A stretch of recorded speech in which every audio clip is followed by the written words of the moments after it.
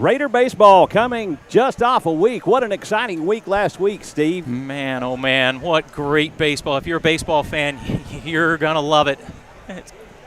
The excitement is totally electric. I put it in the chat earlier.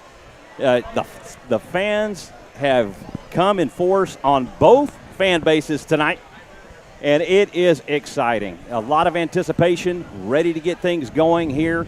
It's an all-Leander ISD, all-District 25 5A showdown tonight between the Cedar Park Timberwolves and the Rouse Raiders. The Cedar Park Timberwolves come into tonight 30-6 overall on the season. They finished 11-3 in the district and tied as a co-champion with the Leander Lions. But in a play-in game, they won that game and became the first seed to represent District 25 5A as the district champions. So a lot of alumni here tonight. Will Noble. Yeah. We've got Scott Mount, I see. Got Devin Hooper. Devin Hooper is over here. Jackson Glenn, Mark Glenn, my former color commentators in the house tonight. Just a whole bunch of Raider. Yeah, you know what I'm noticing? I mean, we've got the wrestlers, the wrestling group, the wrestling team right next to us. Right. And cheerleaders are right down there, right by home plate. A lot. I've seen some basketball representation here. A lot of sports here supporting the Rouse baseball group, and that's wonderful. Good job to Rouse. So Coach Crimpine opting to go for the single game playoff, and kind of throws a little curveball here tonight. Daniel Norris will be the starting pitcher for the Raiders tonight on the mound. The high expectation that we understand from Cedar Park was that Rouse only has one pitcher, and that's Andrew Kithill. And as I mentioned to you before the game, well, they seem to forget we've got one pitcher that's 9-0 on the season. Yep. So where they come up with Rouse only has one pitcher, I don't know. Well, I like what you said there. We're going to throw him a little curveball. Well, if you talk about Daniel Norris, he's got a big curveball here. And so he throws a lot of off speed and keeps everybody off balance, all the batters off balance. He looks for weak contact, not a whole lot of strikeouts, and that's fine. So, anyways, we'll see how it goes. I imagine you may see Kithill at some point in time during the game, but if Daniel's going and he's on cruise control, forget it. Hey. No need. You let him go as long as he can go, and if he can get a complete game and get the surprise win versus Cedar Park tonight, it's going to be a madhouse. Everybody's available at the end of the game. But everybody's available. So even if they go Norris and then they go Kithill and they go Salazar, they could. There's no tomorrow for either one of these teams. For either one of these teams, so it's the single game playoff, and that's what you get.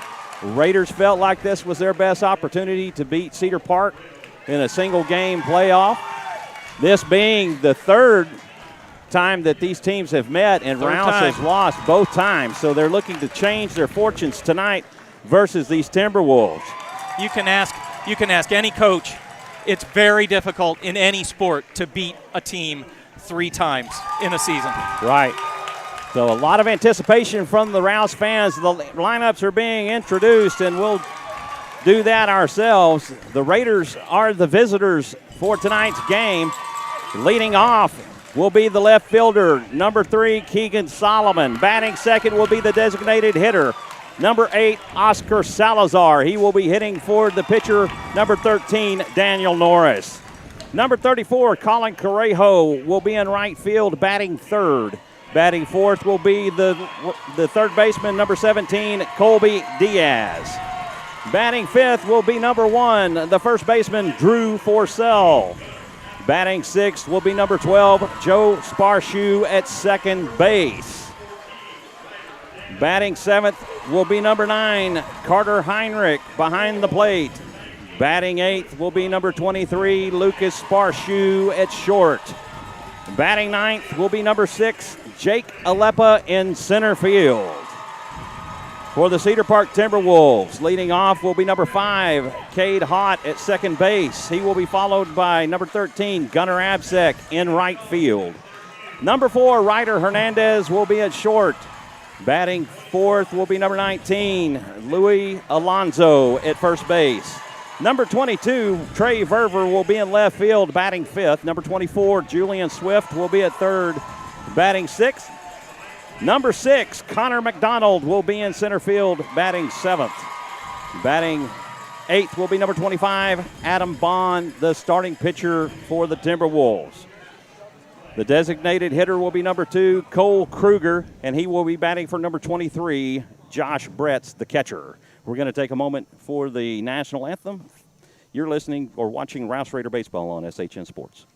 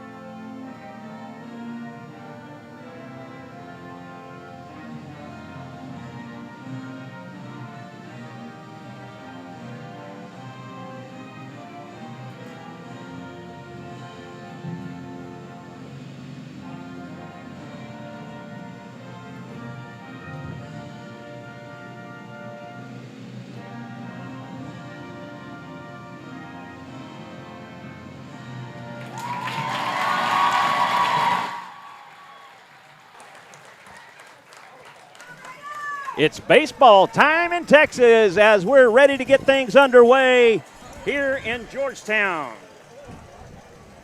Good evening, everyone. I'm Michael Francis alongside the one and only Steve Kithill. Steve, what an exciting game that is on tap tonight. We are everybody's excited about it. Everybody's been thinking about this game for, well, since Rouse won Saturday. It's just been on everybody's mind, and I don't know about you, but I've been very, very distracted at work myself. Well, the stands are continuing to fill up, and people are looking for room, and right now they're camping right around our camera, so hopefully they won't back into it and knock it off. And I think that's a dangerous spot to be sitting myself, but okay. But it is a full house, and we do mean full. Spectrum News is actually on site. They've got the camera going and filming the audience and going to pick up some of the game action. The defensive battery for the Timberwolves on the mound, number 25, Adam Vaughn. Behind the plate, number 23, Josh Bretz.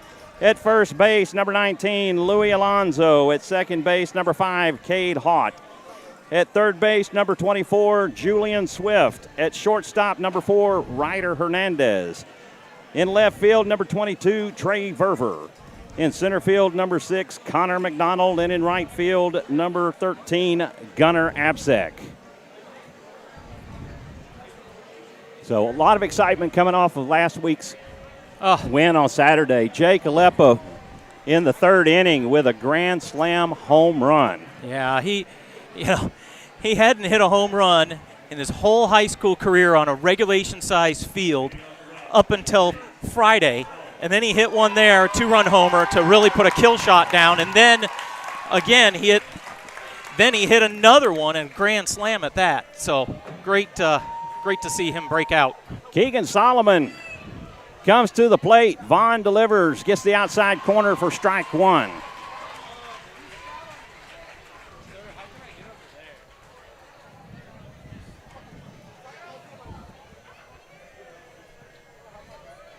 Vaughn from the stretch. Solomon digs in. This is swung on and hit up the middle for a base hit. There we go. And the Raiders get a leadoff on base with a single up the middle. That will bring up the designated hitter, Oscar Salazar. That's exactly what we got to do, hit the good pitches and let the balls go away.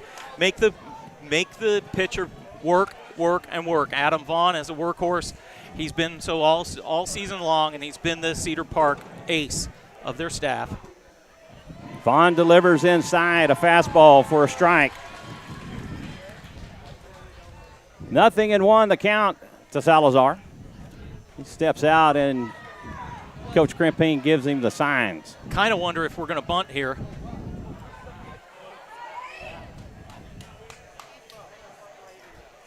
Vaughn delivers a breaking ball. This is hit yeah. out to left field. This will be a singer for the freshman, Oscar Salazar. Super fresh. Super freshman. Man. And the Raiders with back-to-back hits in the top of the first. Bretz goes out to make sure him and Vaughn are picking up the same signs. Now this is an obvious bunt situation. You want to get the runners at second and third with one out. That would be the ultimate thing right here. So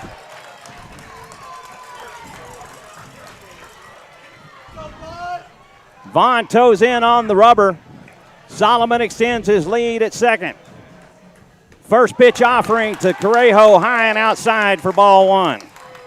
We are in a standing room only, guys, and we are packed. Is packed. Whose house is it? A Rouse house. It's a Rouse house. Well, we're standing in the Rouse part of the house, that's for sure. Correjo with the 1-0 count. Vaughn comes set. Correjo shows bunt, fouls it off for a strike. That's not surprising. You're trying to bunt it down the third base line, bring the third baseman in, and so he has no play at third. That will even the count.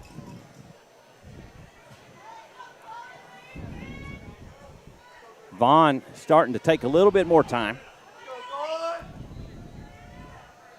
A lot of fans still trickling in. Yeah, this is crazy. First pitch offering from Vaughn. This is hit high and deep to right. Absek tracks it, makes the catch. Solomon will tag up and advance to third on the sacrifice.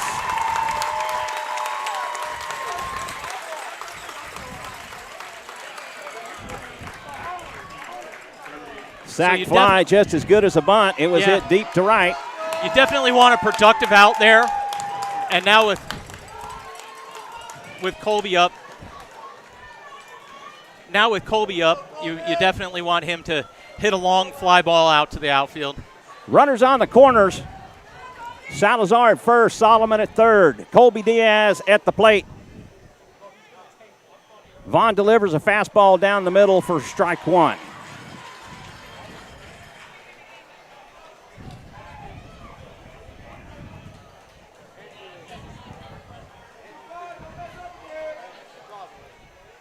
Vaughn shakes off the sign. A pitch low for a ball. The count evens at 1.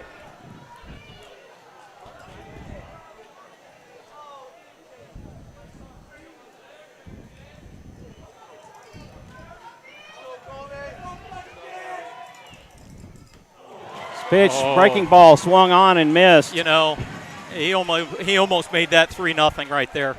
He had a tremendous swing on it. I like the aggressive swing right there. Just over the top of it. Good aggressive swing. The 1-2, that bounces in the dirt. Brett's able to keep it close. Salazar will advance to second.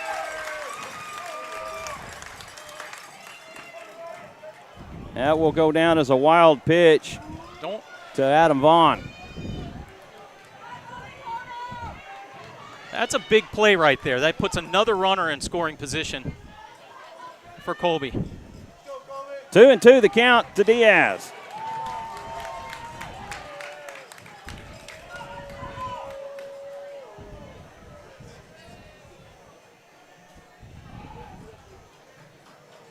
Vaughn taking his time.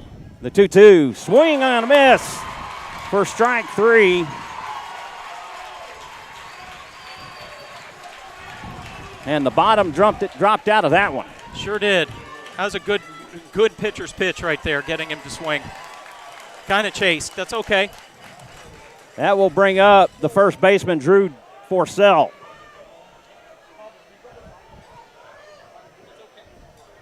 2 on with 2 outs. Runners at second and third.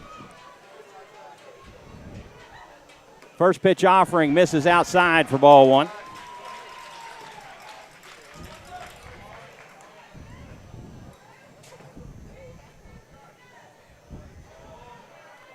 Brett gives the sign.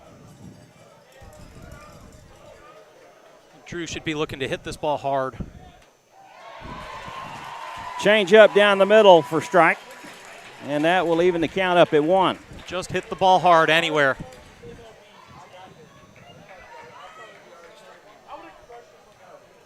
One and one the count.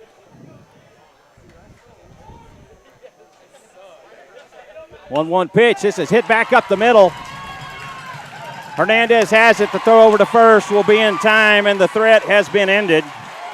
That will go 6-3 on the put out of Forcell.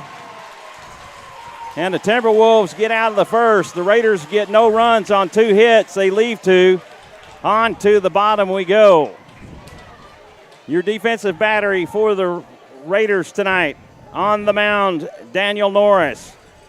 Behind the plate, number 9, Carter Heinrich. At first base, number 1, Drew Forcell. At second base, number 12, Joe Sparshoe. At third base, number 17, Colby Diaz. At short, number 23, Lucas Sparshoe. In left field, number 3, Keegan Solomon. In center field, number 6, Jake Alepa. And in right field, number 34, Colin Correjo.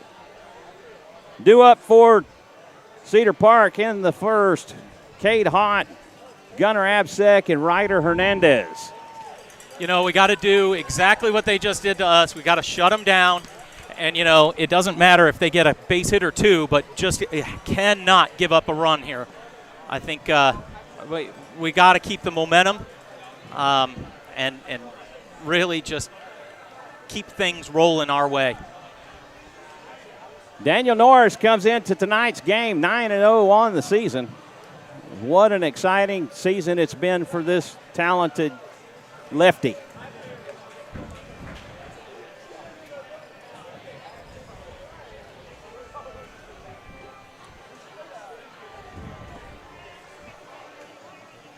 I'm nervous. I don't know about you, but I'm nervous. It's baseball. Gosh, you just got to love it. I mean, you want to see the fortunes of Rouse defeat the Timberwolves, but you just got to love baseball. Baseball all the way, yep. And, that's great. And enjoy it. Of course, you know, you're getting a little bit of a respite with Norris being on the mound tonight, so you don't have quite the jitters that you would with Andrew being out on the mound. But, you know, for all these seniors, I want their season to continue. And, you know, you want to go as long as you can. No expiration dates, right? Right. You know, the interesting thing, just going back a couple of weeks ago, Steve, at the baseball banquet, where Coach Krimping was talking about his team and the conversation that he had with his players. And, you know, he just shared a part of himself where, you know, I too have dreams. I too have hopes.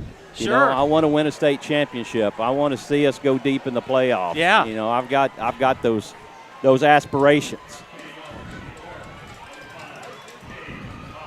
Cade Hott will dig in from the right side. Daniel Norris. Cade Hott is a bunting specialist. Enjoys to bunt just about any time. This is hit out to center. Jake Alepa tracks it, makes the catch. 1 pitch, 1 out.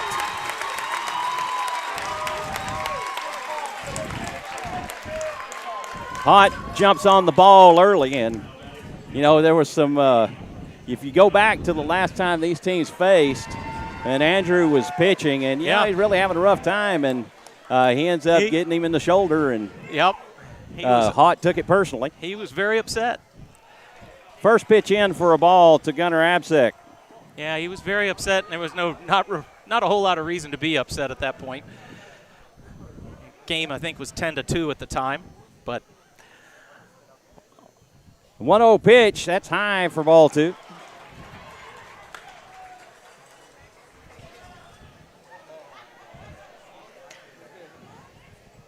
Norris pitches exclusively from the stretch. You know, typically you'll see some pitchers, they'll come in from the windup with nobody on base.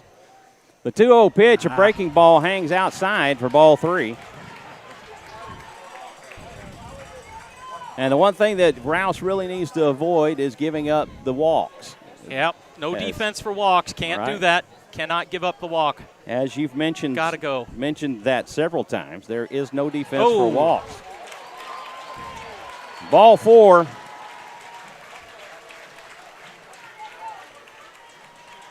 And Cedar Park has their first runner aboard. For number 14, Ryder Hernandez. Yeah, Ryder is the starting quarterback for the Cedar Park Timberwolves in football. Going to Texas State, he's the real deal, and he knows how to put the ball in play. That's for sure. Norris comes set. He delivers a strike right down the middle.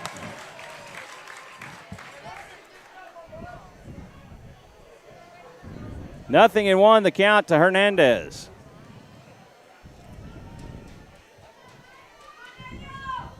Throw over to first will not be in time as Absek gets back in safely.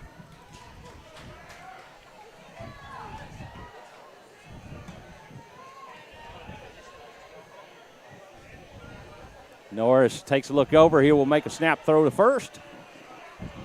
Not in time. And Norris actually smiling right now. I don't know if you noticed that. He had a big old smile on his face. The 0-1, this is cut on and fouled off. It was a hit and run play where Ryder was supposed to try to put that into the fair territory somewhere. Absek did not have a very good jump whatsoever. So kind of Ryder saved an out there, thrown out at second base. Nothing at 2 the count to Hernandez. Norris will throw over to first again. And think just really try to keep him anchored to the bag. That wasn't a throw to actually pick him off. Yeah, that's not his good move by any means. Norris comes set. Looks Absek over at first. He deals. This is a breaking ball. Hernandez just gets a piece of. And the count remains 0-2. We want to thank everybody for tuning in and watching Raider Baseball on SHN Sports. If you would, if you're new to Raider Baseball, click like and subscribe. Pitch high for ball 1. And you can hit that little notification bell there on the right. And you will be kept up to date with all things Rouse and SHN. The other thing, we are monitoring the chat again tonight. A throw over to first will stolen base. Not be in time, and evidently some miscommunication there. The throw from Forsell to Sparshoe. So Absek did what I used to do in high school, and that was, didn't matter. I'm going to go on first movement. He went on first movement. He was caught, but that's a hard play for the first baseman to throw to second and get the out. So this is cut on and fouled back, and Hernandez still at a 1-2 count.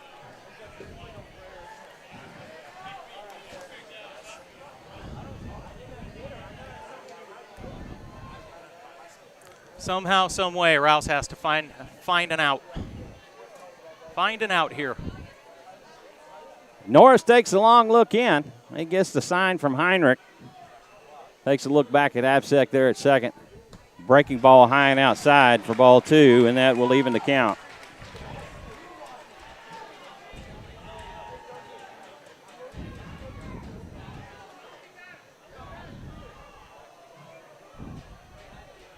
Two and 2. The count to Hernandez. Norris delivers high for ball 3, and Hernandez works an 0-2 count into a full count. Well, we got standing room only, and when I say standing room only, I'm talking they are even lined up in the bullpens, in the one bullpen down here. Along the fences. Around the Raider bullpen. The payoff pitch, breaking ball. This is cut on and hit back up the middle. It is not going to be. Lucas Sparshoe lost the handle on it, and that will allow the run to score.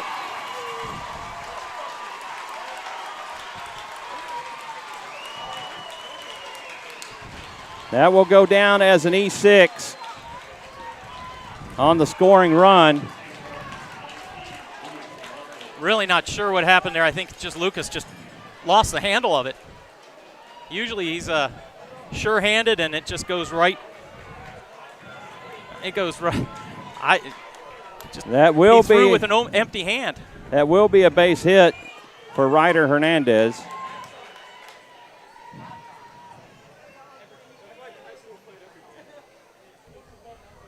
Louis Alonso, the first baseman, takes for a strike.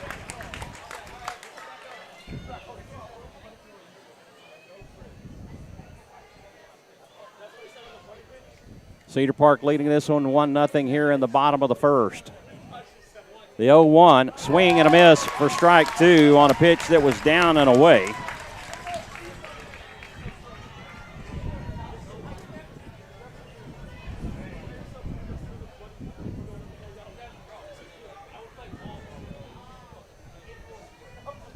The 0-2 pitch, this is fouled off, and Alonso stays alive.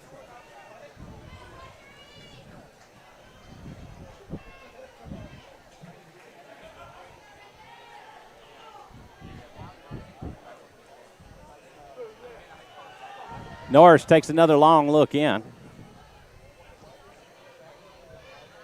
Pitch down and away for ball 1. Norris gets to the 0-2, and then he starts to nibble around the plate, trying to induce the batter to swing. Tell you what, it's been a long time, Steve, since I've seen a high school baseball game that has been this packed with in the stands. Yeah, this is crazy. Even with the tailing end of the pandemic, you still see a lot of fans here today. So people starting to get back to normal life. Yep. Good to see. 1-2 the count to Alonso. Hernandez extends his lead at first. Throw over will not be in time. Forcell about 2 foot off the bag. I've seen that earlier this season where he kind of sets himself off the bag. So it's like he's not really holding him on, but he's staying close. The 1-2, this is fouled off and back to the net, and that made me jump just a little bit, yeah, even though we got a net. The way too. it was coming back at us. Coming right at us.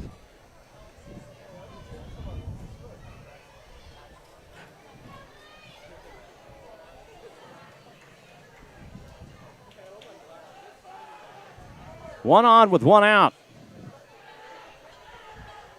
The 1-2 pitch. Breaking ball swung on and fouled off, which is probably a good thing.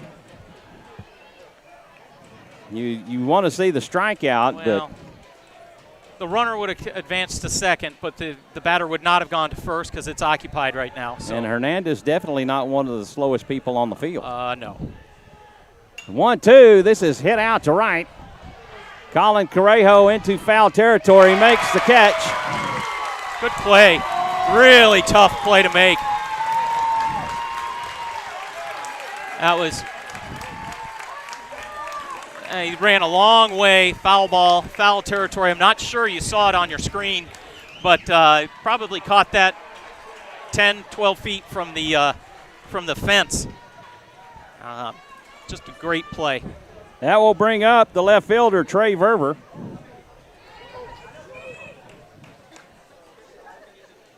Swift on deck. Throw over. Not in time.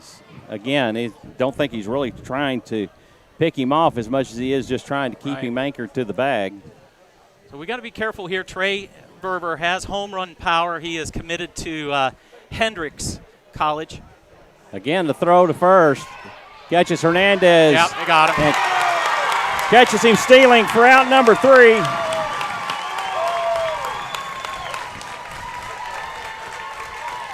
With Verver at the plate, so Verver will be back. Yeah, Verver will be leading off.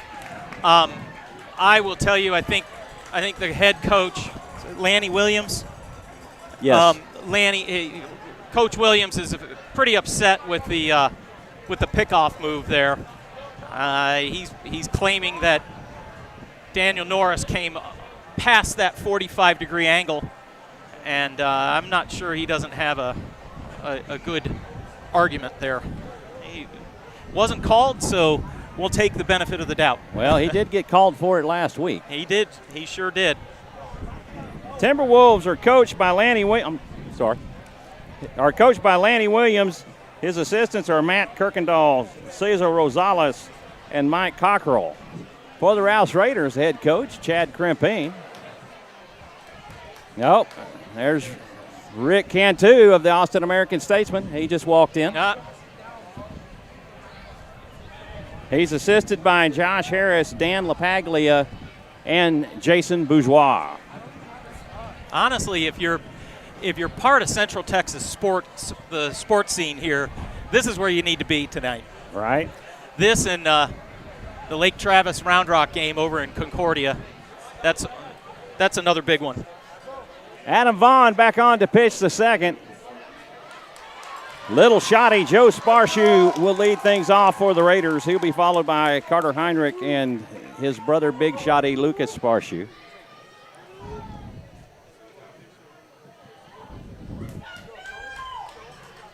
Vaughn deals fastball on the outside corner for a strike.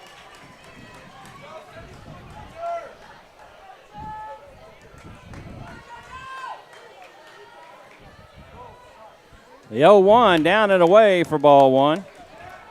And that will even things up.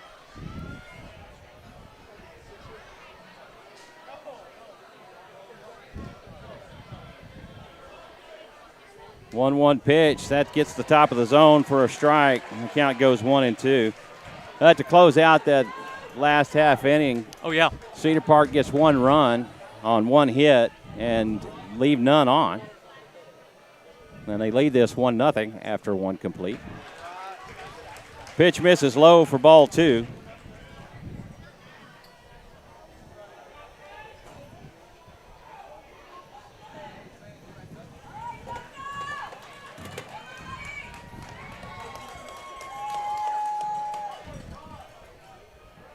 The 2-2 pitch. This is cut on and fouled back out of play.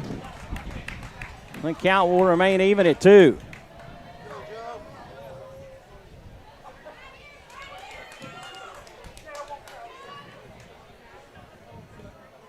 So we do apologize for the shaky nature of the camera. Swing and a miss for strike 3, and that will do it for Joe Sparshoe. Yeah, not much we can do about the shakiness. We're set up on the stands, and we have people all around our tripod here. So, if you're watching, give us a shout out on the chat, on YouTube chat. We're monitoring that, and we'll give the shout out over the air. Pitch down and away for ball one.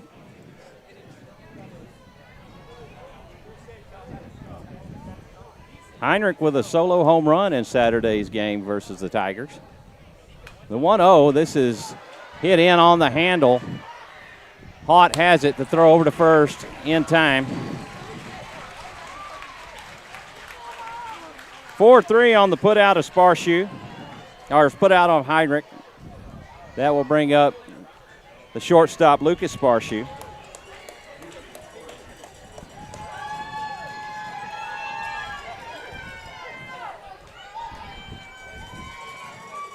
Nobody on with 2 outs in the top of the second. Raiders trailing by 1. First pitch to Sparshoe, in for a strike.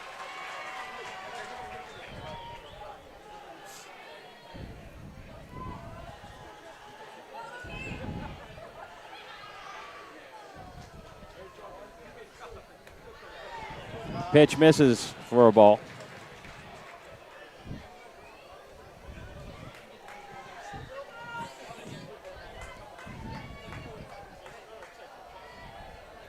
Vaughn comes set.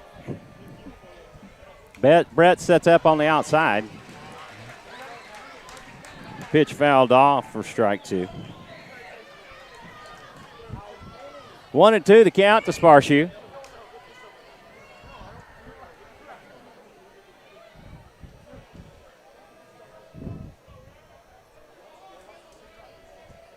The 1-2 pitch.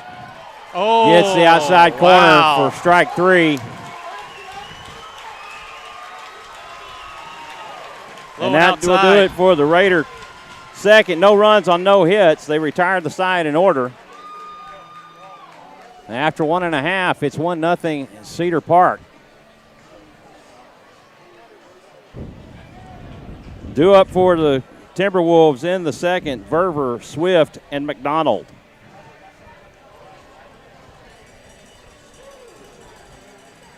That was the third strikeout for Vaughn on the night. Yeah, Vaughn, all year long he has come with the strikeouts a lot, and he's a good pitcher. He's a junior, so they're going to have him back next year. You'll see him next year. Right.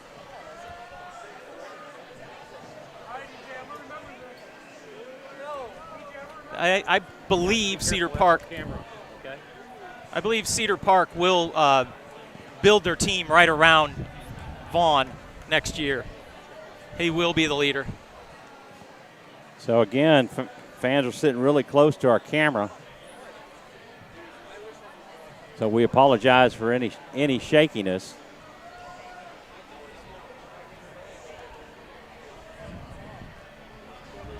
Daniel Norris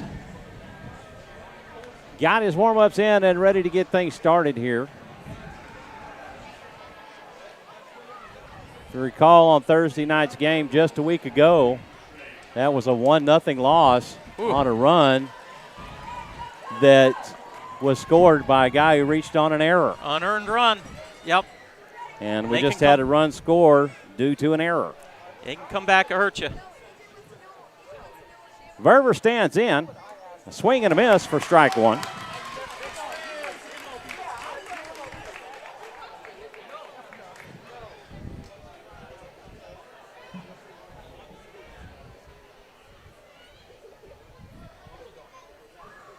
The 0-1 delivery misses low and away for ball 1. 1 ball, 1 strike count to Trey Verver.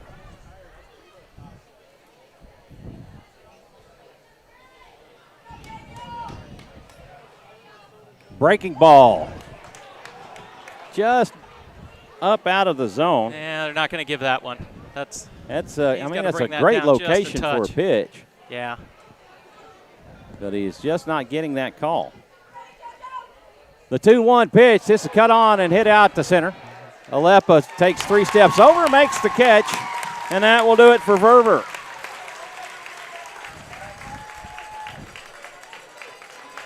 Now we'll bring up the third baseman, Julian Swift.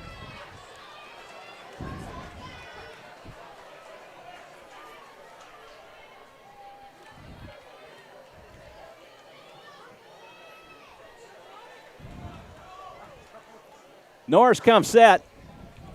First pitch high for a ball.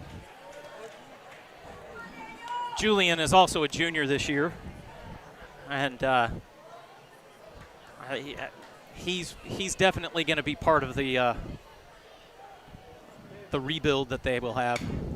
This is hit out to center. This will drop in for a base hit. He's a very good hitter, as you can see.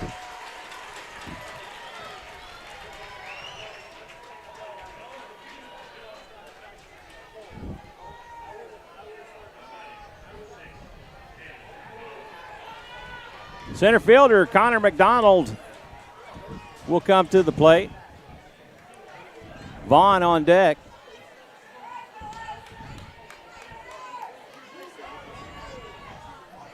If you remember in the first matchup, Conor McDonald just absolutely killed us. He was by far the player of the game.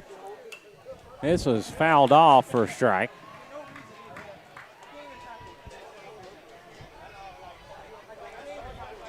That's what you want on that first pitch. You usually want that strike. First pitch strike's best pitch in baseball. Throw over to first, not in time.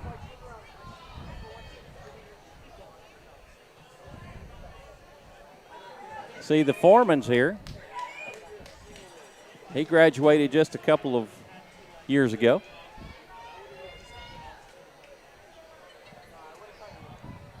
The 0-1, it's a bunt down the first baseline, and there's nobody to cover the bag. Yeah, that was a good bunt. It was just a good bunt. That's going to be a base hit most of the times.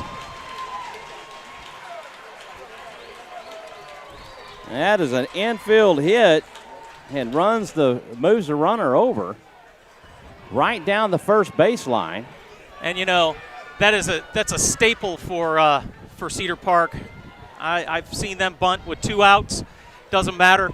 They're bunting for base hits.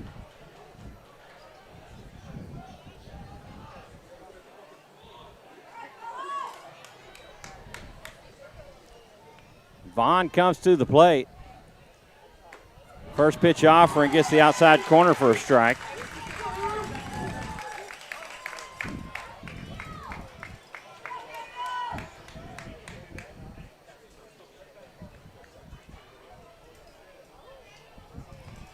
Norris resets. Runners at first and second with 1 out. He'll step off again. He toes back in on the rubber. Kruger on deck.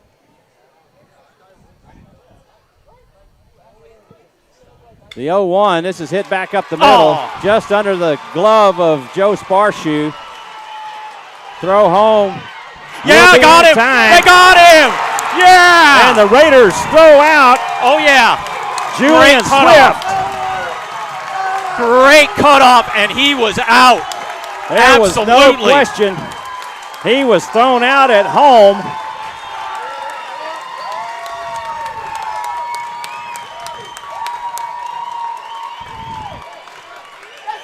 Lanny Williams did not like that call, but I'm telling you from my vantage point, that was a 100% correct call. Okay, we got a courtesy runner. That will be a base hit for Adam Vaughn. I think I got a number 7 on that, right? I think that's number 7, Jack Newman. I believe that is correct. Is a courtesy runner for Vaughn. And on the throw out, Steve, can you remind me who it came from? Yeah, so it was a base hit up the middle. Came from Aleppa to Forsell. Forsell turned and fired to Carter Heinrich with a great tag. 8-3-2 on the putout. Foul, tip back to the fence for a strike.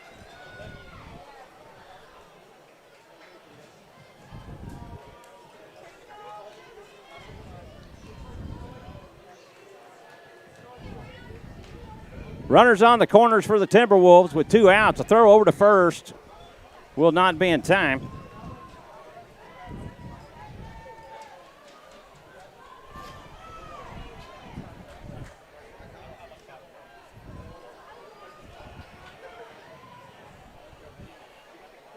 Norris delivers. This is popped up. Could be playable. Carter Heinrich makes the catch, and that does it. That closes out the Cedar Park Timberwolves in the second. They get no runs on 3 hits. They strand 2, and on to the third we go. Big Timberwolves 1, Cedar Park nothing. That was a big out right there, guys. Man.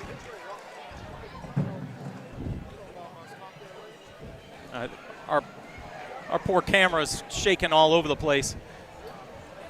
So starting to get some movement through here. People are moving in and out of the stands. Adam Vaughn back on to pitch the third, due up in the third. Will be the 9-1-2 hitters, Aleppa, Solomon, and Salazar.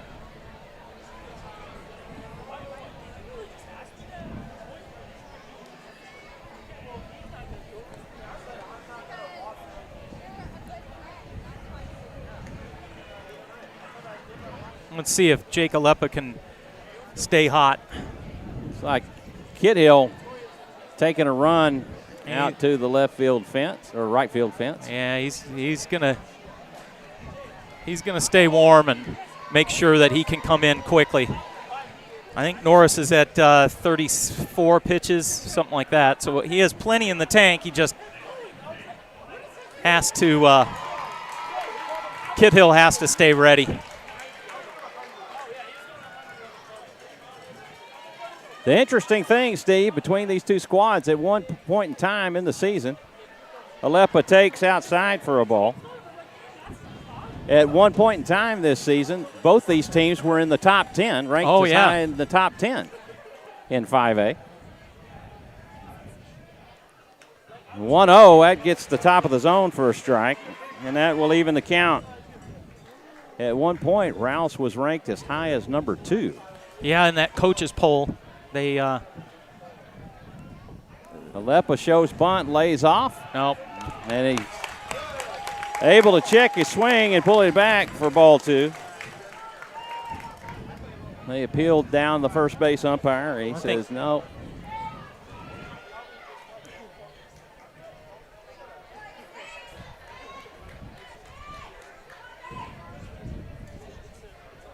The 2-1 from Vaughn. He gets the inside corner for strike 2, and that will even the count.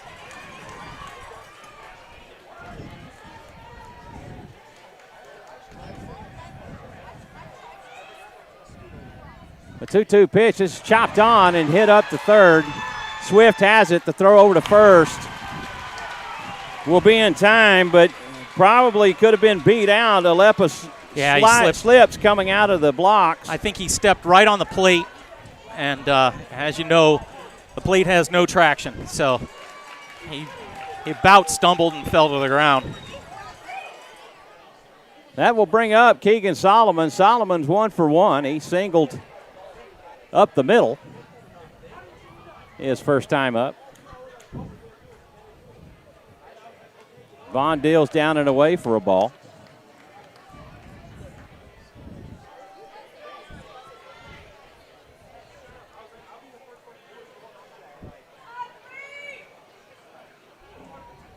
One and 0 count. Pitch gets the top of the zone, and that will even the count up at 1.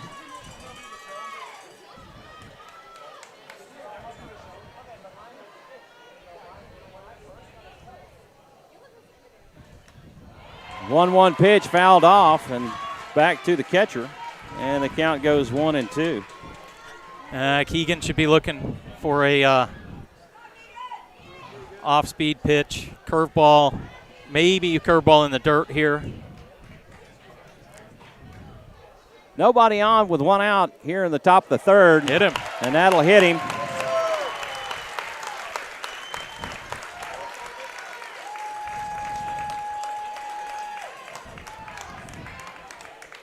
Again, we'd like to remind you, if you want to give a shout out to your favorite Raider, just put it in the chat. We'll mention it on the air.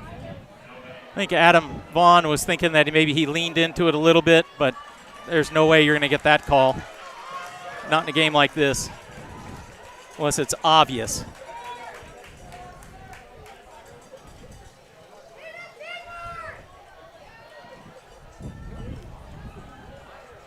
Oscar Salazar, the designated hitter this evening. He's 1 for 1 with a single. This is chopped on and hit foul. Oh, Coach Krempine, that's an error. Yeah, we're going to have to give him an error on his coach's box fielding percentage. Yeah, that's hit off the fingertips. Right. And really kind of a half-hearted effort. Half-hearted effort. Yeah, exactly right.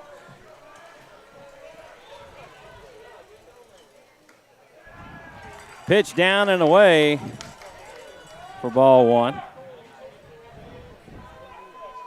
1 ball, 1 strike count to Oscar Salazar. Keegan Solomon at first.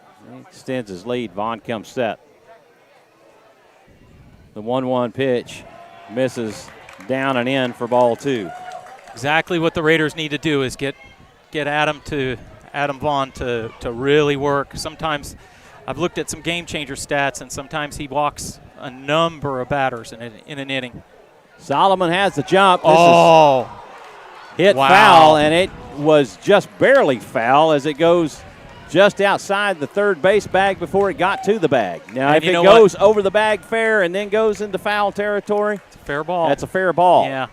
So let me tell you, Keegan Solomon had second base stolen standing up, but with 2 strikes, well, now he has 2 strikes. Salazar saw a pitch that he needed to drill, and he did. He just drilled it foul. This is chopped down to third. This will go foul.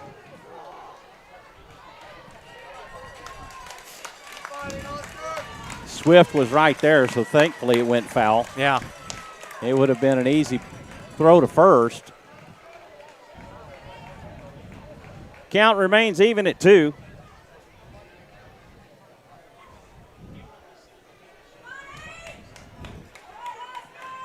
Solomon extends his lead. He gets another good jump. He takes off, and he stole it easily.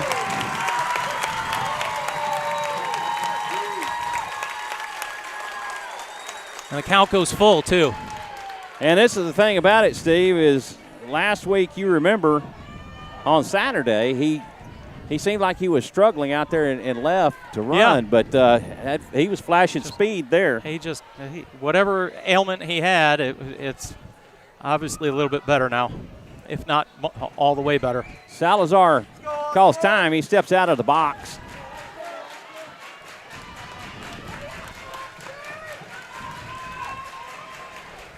The payoff pitch, that misses low for ball 4.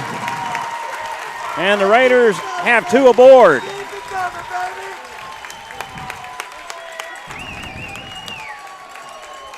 That's the first free pass of the evening issued by Vaughn. And the Timberwolves are going to take a moment and go out to the mound and talk a little strategy.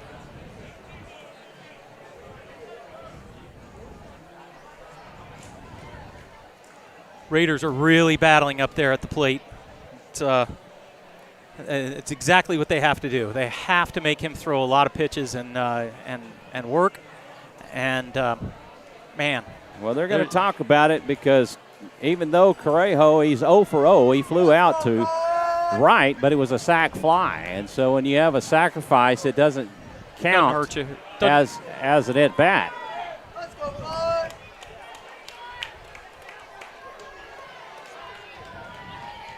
Interesting that Timberwolves are holding on the runner at first base with the runner on first and second. Don't usually see that very much. Correjo takes for ball 1. I guess they really don't want Oscar to get a walking lead at first base. Vaughn comes set. The 1-0 pitch. This is lined back up to short. This could be trouble. And it will be in time for an inning double play.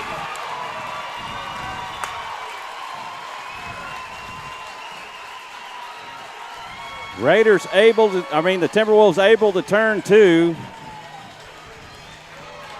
Yep. That will go 6-4, 4-3.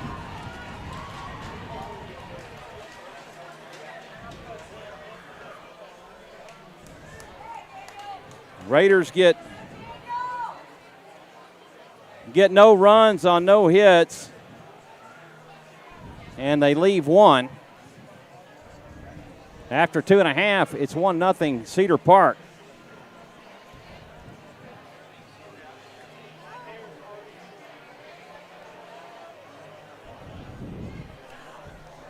Good play. Hey, you got to take your hat off to him. That was a good play, and they executed it. So. And that was a close call at first. Close call at first, but he was out, and that's just one baseball. of those things. That's baseball. Yep. Due up for the Timberwolves in the third. Haught, Apsek, and Hernandez back to the top.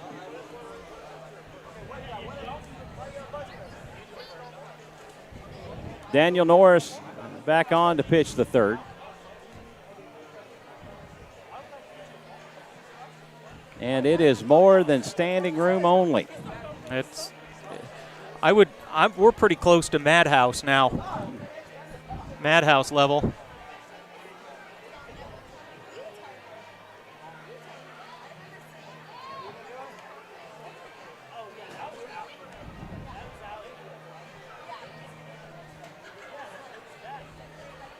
Both teams had an outstanding second inning and finished the inning on big plays. Oh, yeah.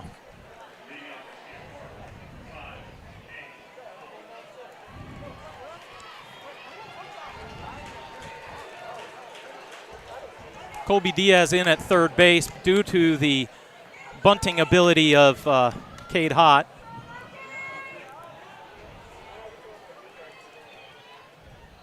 First pitch is lined back up the middle for a base hit. And again, he jumps on the very first pitch.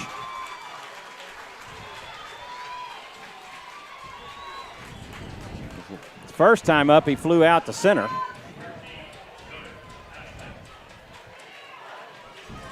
Gunnar Absek, he's 0 for 0. He reached on a walk and eventually came around to score. Cade Hott has extremely good speed, and he may have led the district in stolen bases this year. So evidently the umpire has brushed the fans off of the fence, and they have backed up. Absek lays down the bunt. Oh, man. Throw to first will be in time. Absek with the sacrifice.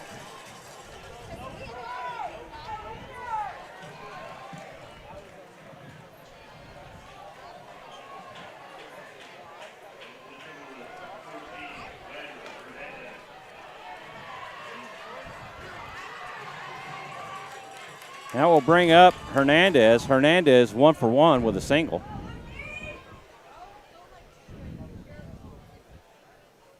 First pitch offering. This is popped up and flying out to right.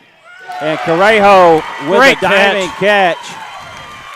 Great catch. Makes the catch. And Hott advances on the catch. So you do want to make that catch, even though you give up the base there.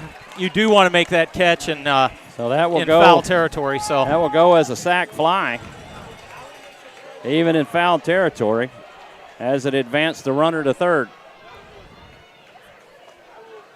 2 out for Louis Alonso. That is lined back up the middle. Sparshu has it.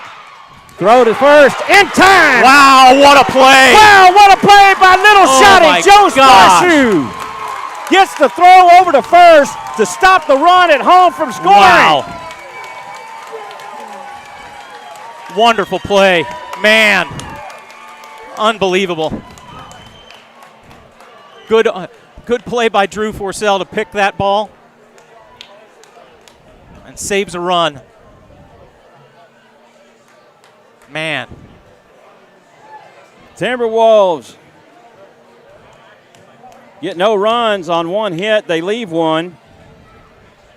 On to the fourth we go. It's 1-0 Cedar Park. Due up for the Raiders in the fourth.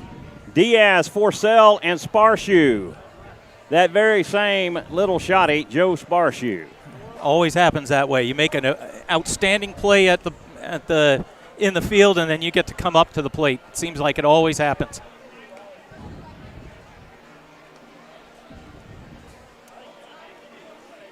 Raiders need to make this a new ball game. We do have some activity going in the Raider bullpen, but it may just be trying to stay loose. Yeah, it's hard to see. They're pitching away from us, and we're blocked, so we don't know who is actually warming up. I can only assume it's Andrew Kithill.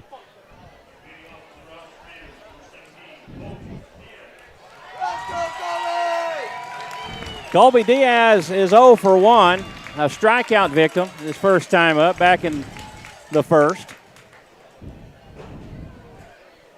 He's another one of these hitters that could tie things up with one swing of the bat he takes for a ball. Yeah, I think Colby should be looking fastball dead red right down the middle. He gets that, he's going to turn it around. The 1-0, a breaking ball Gets the inside corner for a strike. That's just a good pitch, and you just let that go. That's not your pitch. Not anything he could do about that. Just let it go. 1-1.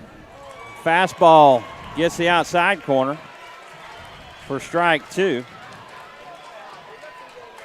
And Vaughn works ahead in the count.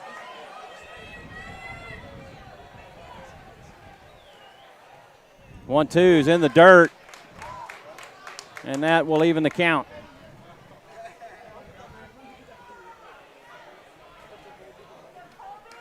Two ball, two strike count to Diaz.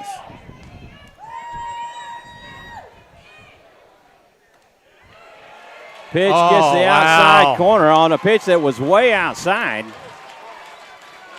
Wow. Woo.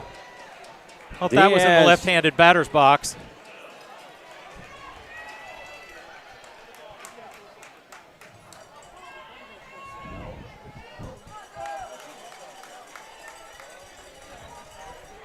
Michael Silcox, shout out to James Hunt and the Rouse Raiders. We are watching in Cantonment, Florida. Well, thank you for tuning in.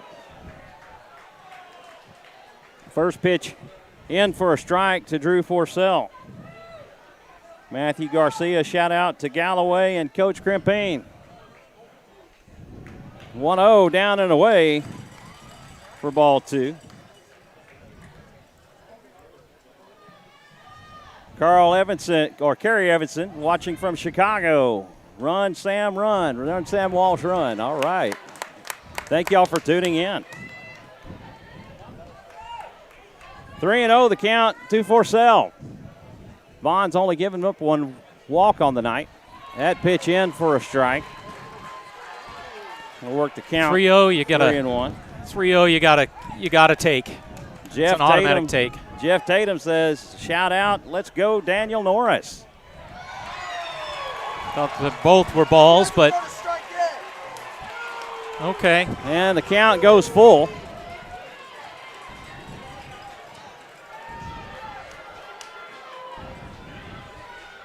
The 2-2 pitch, that's fouled off, and the count will remain full.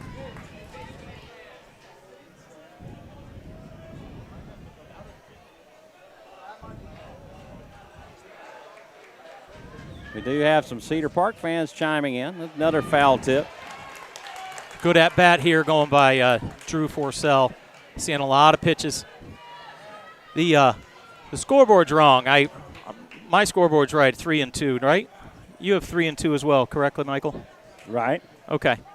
Mary Smith, shout out to Julian Swift watching from Dallas area. Wish I were there. Thank you for tuning in. Payoff pitch. Gets the outside corner. And Forcell caught looking. He was very unhappy with that call. He is giving a generous outside strike. That's okay. Just give it to the Rouse Raiders as well. Well, as you know, the kids have learned over the course of years, you can't leave it in the hands of the umpire. Anything close with 2 strikes, you got to protect. Can't. You really can't. You got to be able to swing the bat and just foul that off. That'll bring up Sparshoe. He takes outside for a ball. A pitch down and away. Sparshoe 0 for 1. He struck out back in the second. Carl Schoening, go Raiders.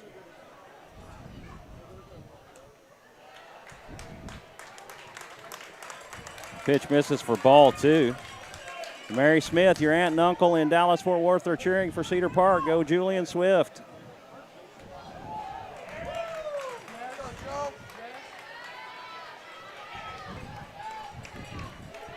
Three and 0 the count. This is an automatic take. You got to take here. Pitch down and away for ball 4. And Sparshoe will draw the walk. 1 on with 2 outs. A runner at first for Carter Heinrich.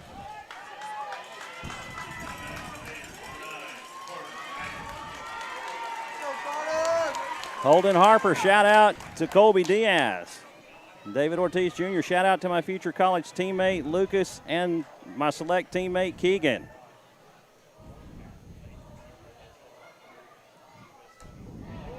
Heinrich takes. Ooh, for I a ball. thought that hit him.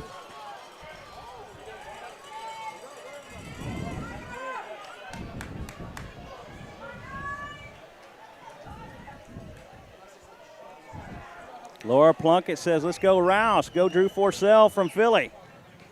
Vaughn is reaching 63 pitches now, and I believe that's Lanny Williams is going to 5 in a row. 5 balls in a row. Visit. 5 balls in a row. He got a visit from the coach. Cupid says, let's go Rouse. Shout out to Coach Harris. We want to thank everybody for tuning in and watching Texas High School Playoff Baseball on SHN Sports. I'm Michael Francis alongside the one and only Steve Kidhill. You're too kind. Well, as we mentioned previous, Steve, it's win or go home. Win or go home. For one of these teams tonight. Yep. Tensions are high. Tensions have been high in my house all week long. Runner at first with 2 outs as Heinrich takes for a strike, and that will even up the count. He'd just thrown 5 balls in a row. Obviously, we're going to take there, make him throw a strike. Vaughn will throw over to first. I don't like it will that. not be in time as Sparshoe dives back in safely. Jump throw there.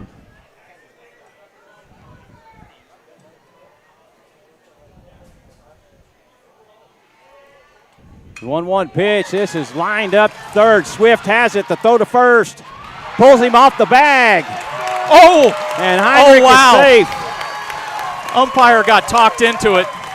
That was the right call. It was the right call, but it looked like his arm went up. He's going to call out, and then he goes off the base. Wow. And that will be a base hit for Heinrich. What an outstanding play by Julian Swift at third base. That's some good baseball right there. He laid out for it and made an outstanding He threw play. a strong throw over there. Man. Coming up off the ground, and he makes the throw over to Alonzo at first. And so we have a courtesy runner, Sam Walsh, in at first base for Carter Heinrich, the catcher. Walsh has wheels, and he can fly. Oh, man. He's caused havoc on the base paths all year long. Big shotty. Lucas Sparshoe will dig in from the right side. Vaughn comes set. This is hit out. That's gone. Over the head of Verver into left field. Walsh rounds third. He's headed for home, and the Raiders take the lead. A 2-run RBI double for Lucas Sparshoe. Big shotty with the big bat.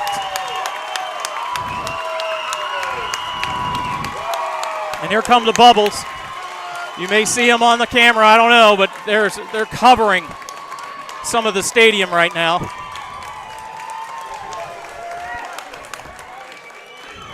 Holy moly. The Raiders take the lead here in the top of the 4th.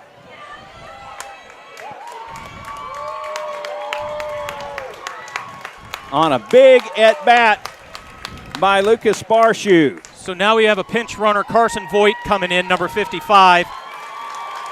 And I can only say that Lucas Sparshoe is coming out of the game, and he's going to re-enter the game right away.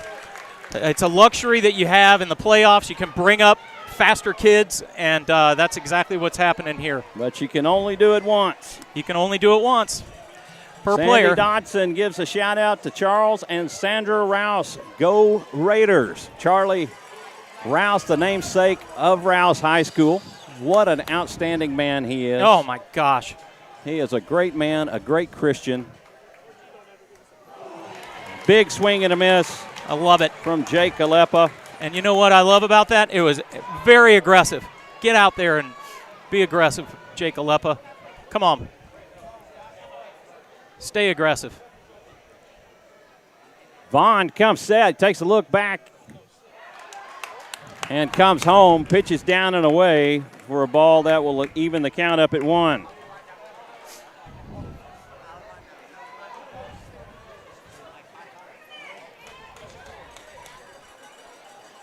George Garcia, woo, go Rouse. Shout out to Colby from San Jose, California. Outside for a breaking ball, ball 2. Holden Harper, let's go Lucas. Kerry Evanson, yay Sammy. Walsh Wheels, Val Pierce, great game, and it is a great game between these two programs. Foul tip back to the net for strike 2. That will even the count. You know, we're in the 4th inning, and the next pitch is, well, that pitch was pitch number 70 for Vaughn. Deuce is wild. 2 balls, 2 strikes with 2 outs, 1 aboard. Adam Vaughn trying to go to the well as Jake Alepa is. It's in the dirt.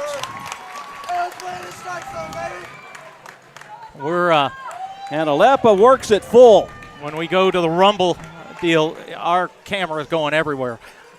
We can't Can't seem do anything about that, folks. Yeah, that's just you're in the game from home. It's like you're here. The payoff pitch misses low for ball 4.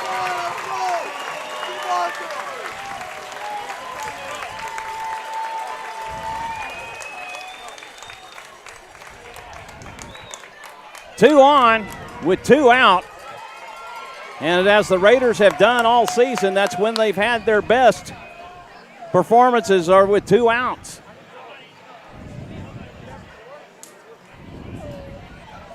Yeah, all of this has happened with 2 outs.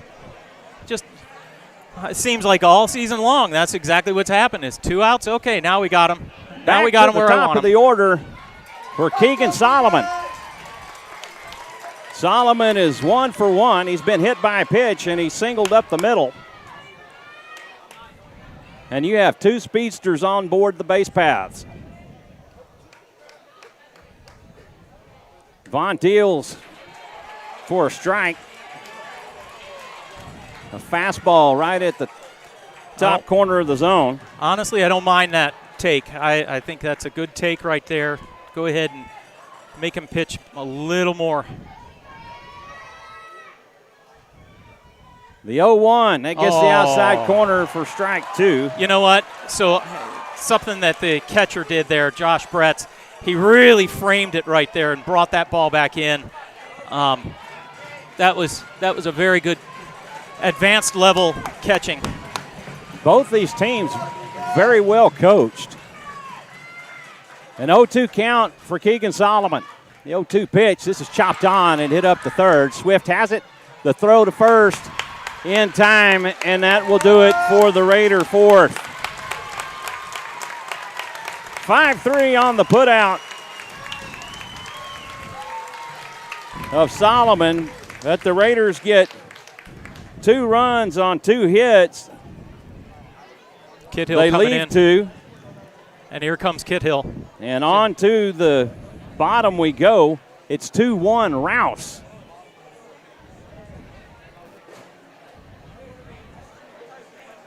That's I think there's some strategy there.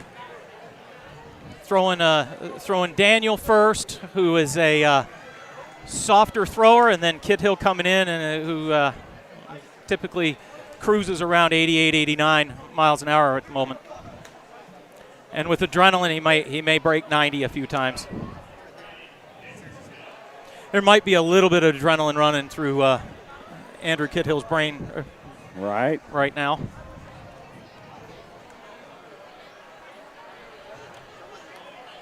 Andrew Kidhill comes on in relief of Daniel Norris.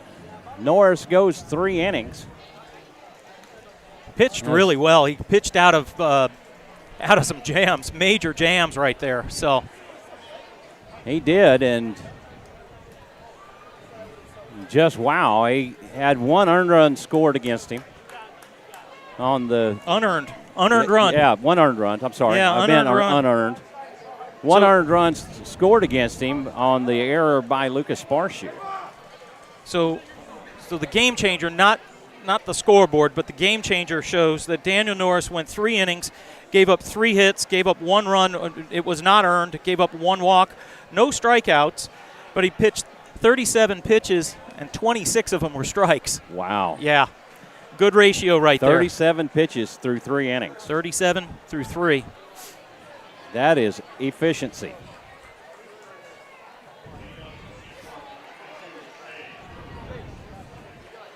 Due up for the Timberwolves in their 4th, Verver, Swift, and McDonald. Verver's 0 for 1. He flew out to center. It's down to 3rd. Diaz has it. The throw to first will be in time.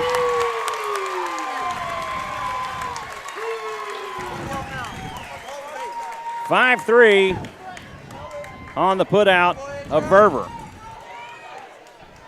Julian Swift will come to the plate. He's 1 for 1 with a single. He was thrown out at home. First pitch offering misses low for a ball.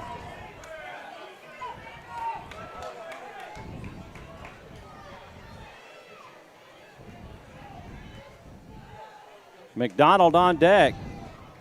Swift takes for ball 2. Got to be careful with Julian. Definitely got to be careful here.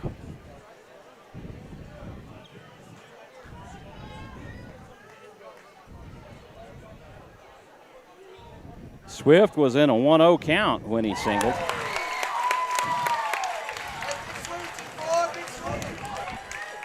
Pitch in for a strike.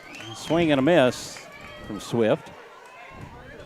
The 2-1 is cut on and fouled back out of play, and that will even the count at 2. Andrew's working very fast right now. Get the ball and throw it. Work those jitters out. He's got to get in that game mode quickly. The 2-2, a fastball hit down to 3rd, a chopper. Diaz has it. Throw to first in time.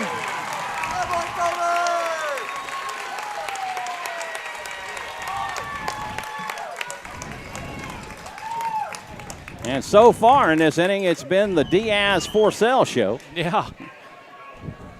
I'll take it. Keep going. With a little mixture of Kid Hill in there.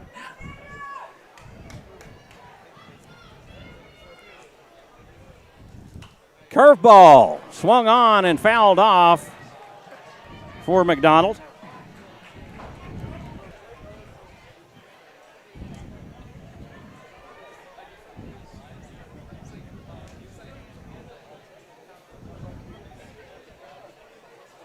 Kid Hill from the windup, the 0-1. Breaking ball just misses at the top of the zone. That's okay. That's a good pitch. Raises eye level a little bit. The 1-1, this is a fastball, and it is hit foul out of play. Yeah, he's got some extra juice on it right now. 1-2 the count. Nobody on with 2 outs here in the bottom of the 4th. Raiders leading this one 2-1. The 1-2 pitch. Oh, he went? He went around. Oh! No! The first base umpire said he held up his swing, checked his swing. Excuse me, stumbling over my own tongue. So I've got a 2-2 count now. That is hit foul.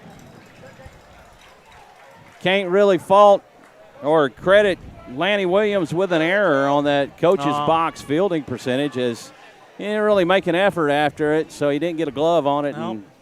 You get a pass. If you don't make an effort on it, you get a pass. 1-2. Oh, ring him up. Fastball on the outside corner, and Kid Hill's just smiling. I think he knows he missed that call. The umpire hung his head. Yep. He's walking around trying to walk it off. He's trying to walk it off. That's okay. Now go back at him. You can only control what you can control. You got to shake it off and move forward. The 2-2, that's in the dirt to the backstop, and the count will go full. Oh, see, I had full count on that already. Whoops.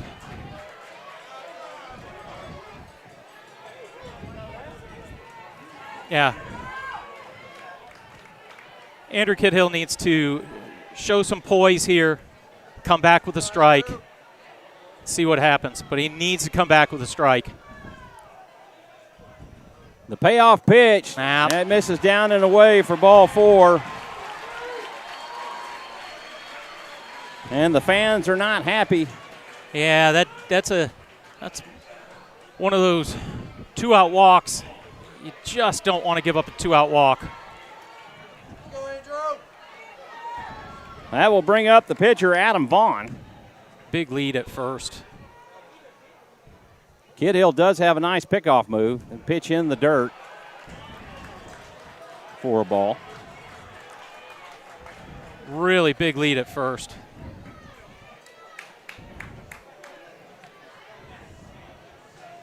I think Lucas Sparshue's telling him, hey, you got to throw over. Well, it might be a good opportunity for Heinrich just to call time to go out there and just, hey, let's settle, buddy. 1-0, this is hit foul, and McDonald will have to make his way back to first.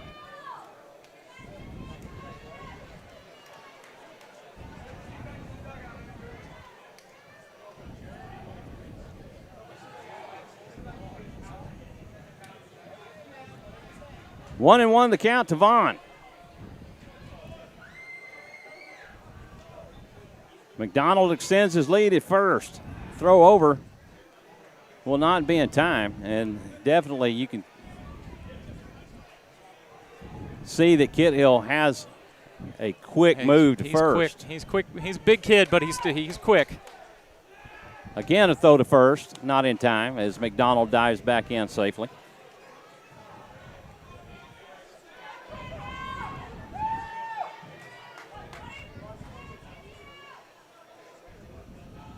Kidhill comes set. Breaking ball thrown down, not in time, as McDonald will pick up a stolen base.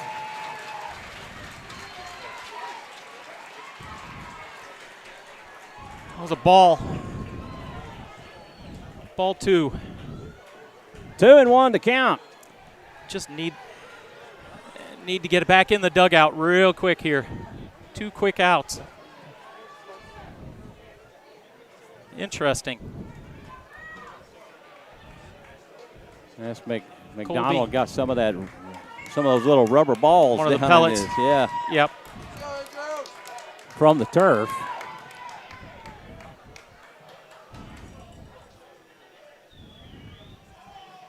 A 2-1 pitch, a breaking ball. High, the throw from Heinrich back to Kidhill goes to Sparshu at second base.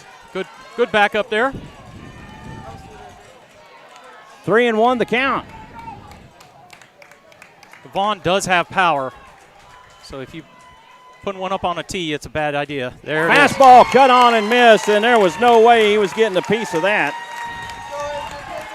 And the count goes full.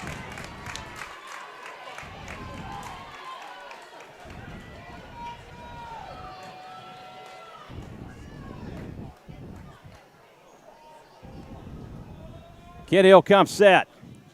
The payoff pitch.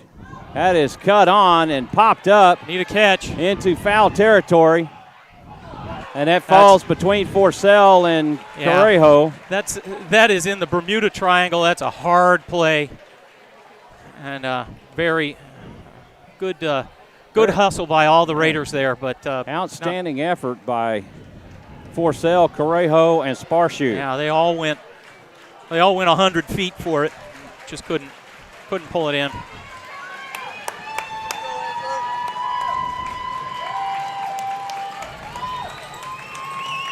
And again, Kidhill comes set. The payoff. This is hit out. Could be trouble. Yeah! Keegan Solomon makes the catch out in left field, left center. And that will end the fourth for the Timberwolves. Wow.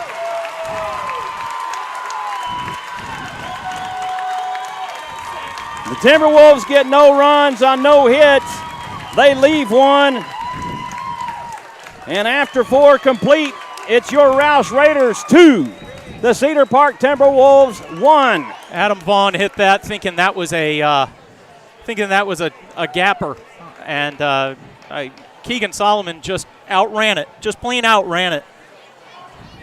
What an effort, and the difference a week makes. Yeah. Last week, Keegan Solomon, you could tell, was hindered with a foot injury and just did not have the speed, but this week he is coming after it.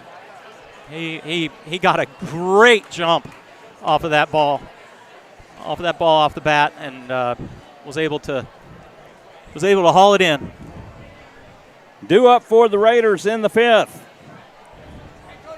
Salazar, Correjo, and Diaz.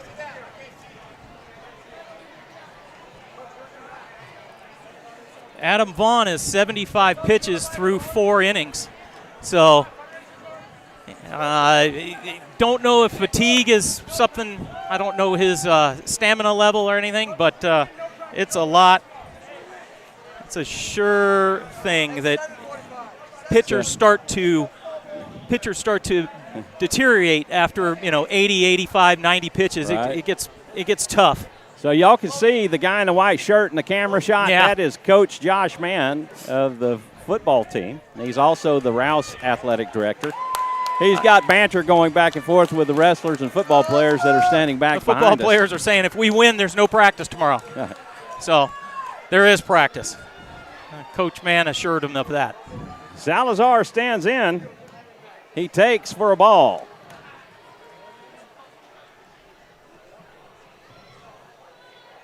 He's 1 for 1 with a single and a walk. Was put out on that inning double play. This time he pops out to right. Absek over, makes the catch, and that will do it.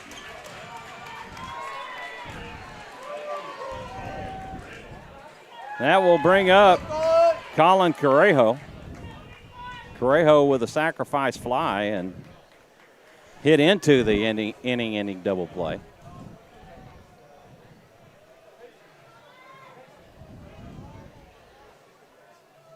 First pitch offering high and outside for ball 1.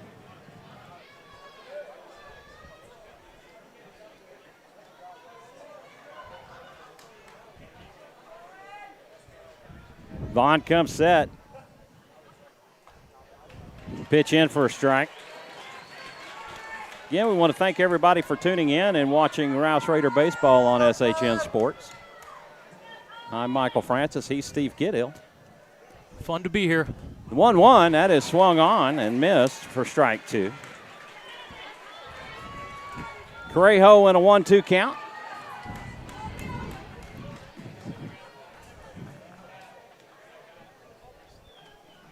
The 1-2 pitch.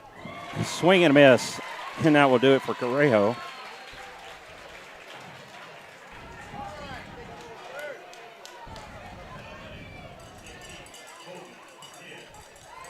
Correjo, the 6th strikeout for Vaughn on the night. That will bring up Colby Diaz, who's trying to avoid the hat trick. He's struck out swinging and looking. He takes for ball 1. Colby seems to be getting a lot more breaking balls these days. Well, they don't want to put, they know the story on him, so they're not going to put anything up in his wheelhouse because Colby. They know where it can go. The 1-0, that hits him. And with 2 outs, the Raiders have a base runner. I wonder if Coach is.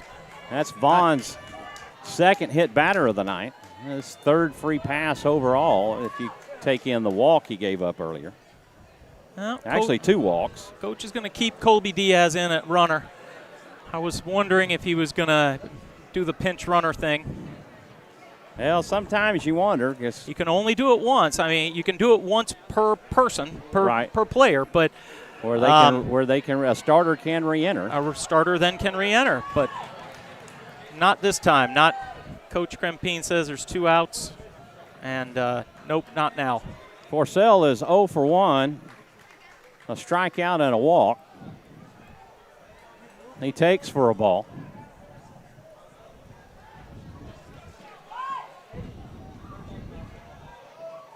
Diaz extends his lead at first. That pitch into the dirt. Brett's able to keep it close. I mean, that's an athletic play right there by Brett's. It really is, and he's impressive behind the plate because the wild pitches that Vaughn has thrown, you haven't seen him get to the fence. No, Brett's has been a vacuum cleaner. The 2-0 misses low for ball 3, and Forcell with a 3-0 count.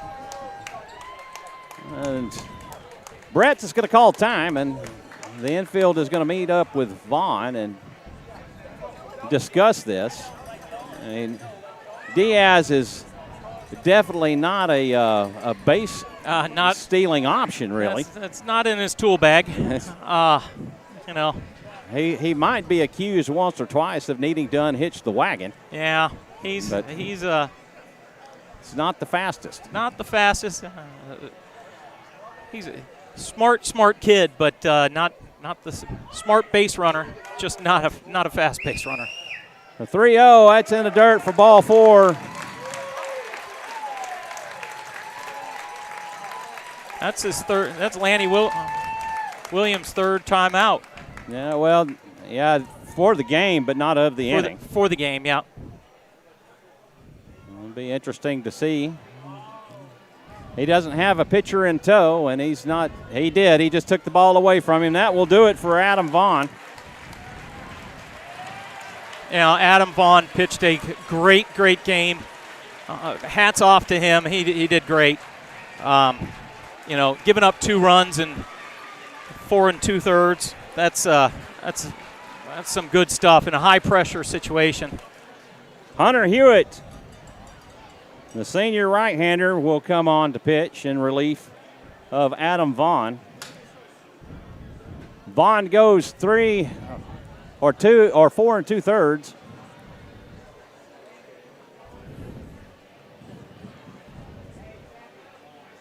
Gives up 2 earned runs on 4 hits. And right now is on the hook for the loss. Yep. And Raiders looking to add some insurance. I hope Kit Hill's staying loose.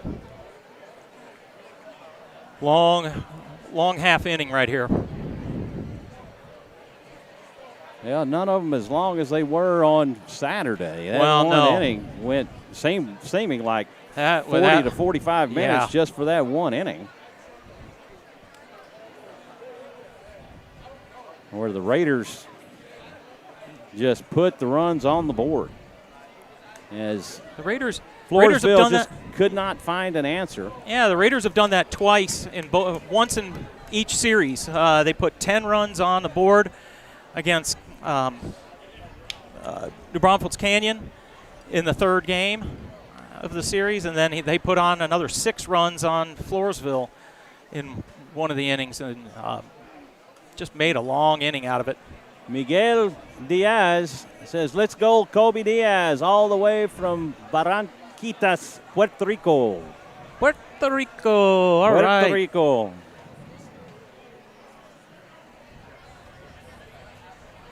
Barranquitas, Puerto Rico. I think I said that right. It sounds legit. You make everything sound good. What are you talking about? I don't know about that, but I do know a little bit of Spanish. Ooh, man. Back in my youth, You're in a joven. You're in the right profession right now. This is your calling. I did work on a lechería, trabajando con lechería. Mucho vacas. Man, 400. outfield is playing very shallow, especially right field. Throw back to second. In time. The ball is on the ground. He's safe. Jack Knight. Yeah, the ball's on the ground. Diaz. The ball's on the ground. There's no way. There's no way that's an out. The umpire did not see that the ball was on the ground. Jack Knight, who is pinch running now for Colby Diaz, he was pointing right to it. That's just not – there's no controversy there. It's like I can't be out. There's the ball on the ground. Yeah, there's no controversy whatsoever. Pitch high to Joe Sparshoe. So my scouting report on Hunter Hewitt is make him throw strikes. He's a hard thrower, but you got to make him throw strikes. Don't help him out. Not one bit. Knight extends his lead. This is hit out, line to short. Hey, that's a good hit. Hernandez over, he makes the catch. All good. And that will do it.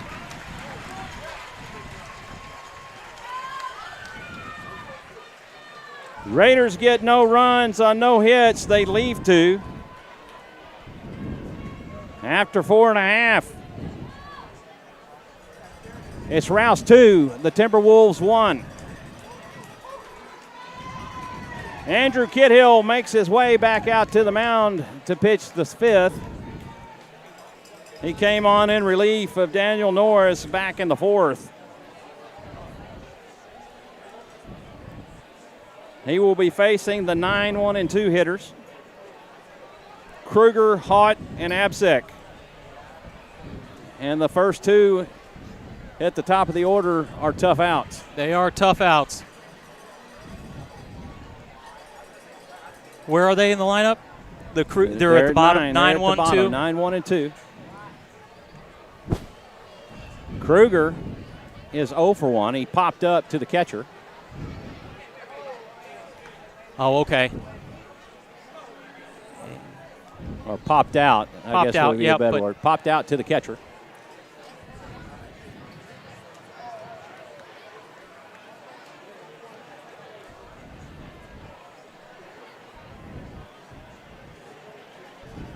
And nobody has left this place yet. Nope. This is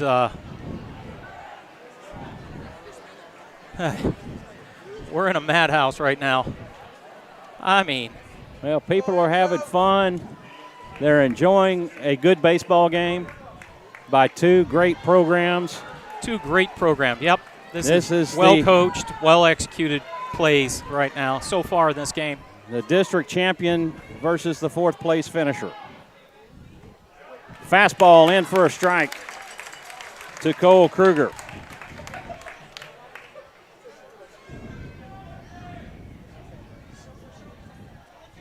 Cupid says, I said it right. Yay, here we go. A foul out of play for strike 2.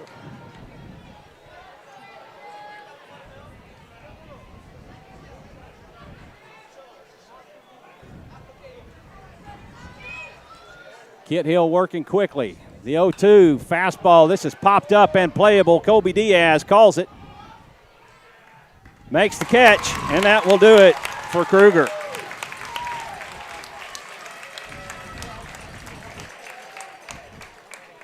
Cade Hott has hit both the first pitches that he's seen. He's seen 2 pitches.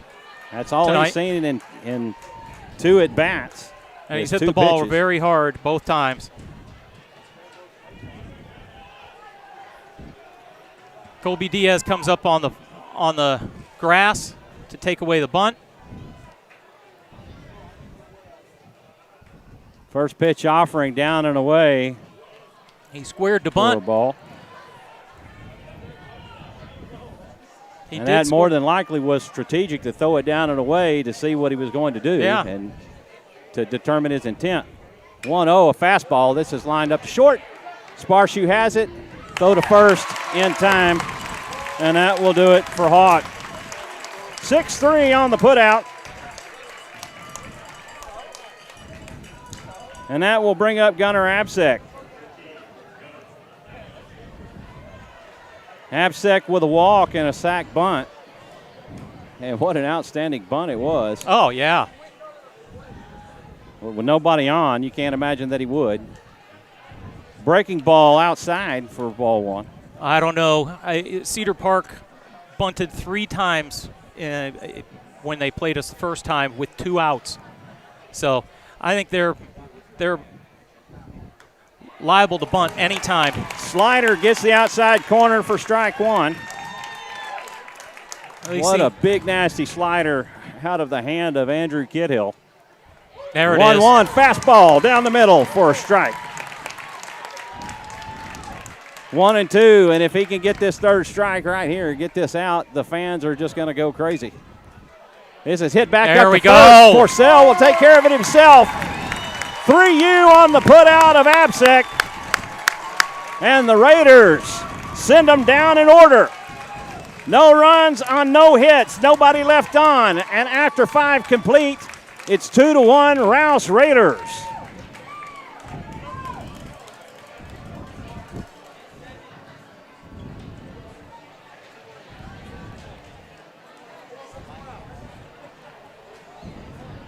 Due up for the Raiders in the 6th.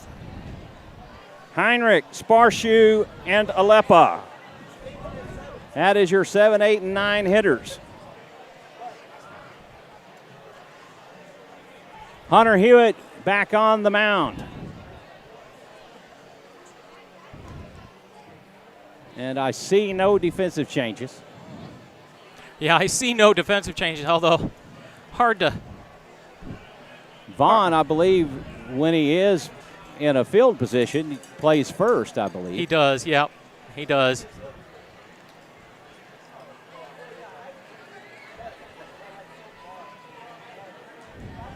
But Vaughn was not the DH, right?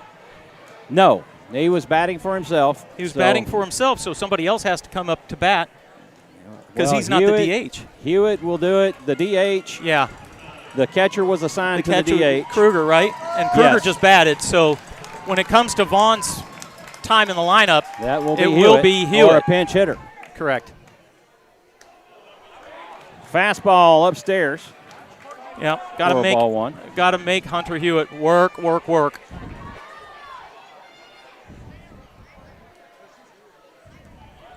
Heinrich 1 for 2. He grounded into a double play and singled. Actually grounded out to second, didn't ground into a double play. Swing and a miss. Kind of helped him there. 1 ball, 2 strike count. I think that was a nasty curveball too. Well, 1-2 pitch, another curveball, just misses high. And I'll tell you what, that's one of those, Steve, that. Again, Josh Brett's, he's framing it, and you never know. The 2-2 fastball, this is cut on and hit out to left. Verver over makes the catch, and that will do it for Heinrich. F7 on the fly out.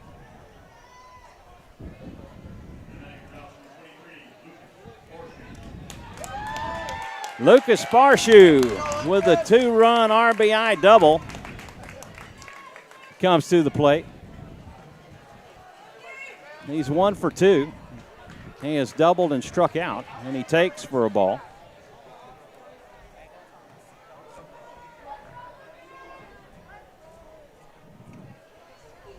The 1-0 delivery, that's high for ball 2.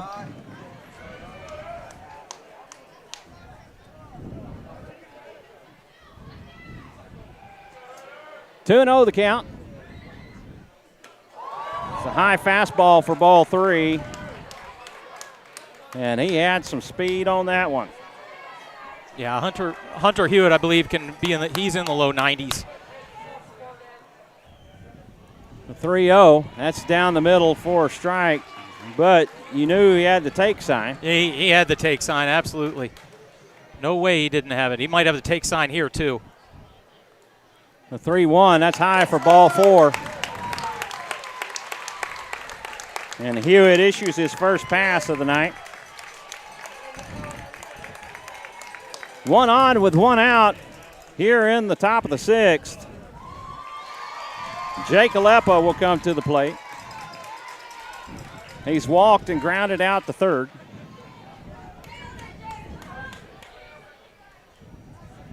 Hewitt from the stretch. First pitch in for a ball, and it looked like he lost his footing. Yeah.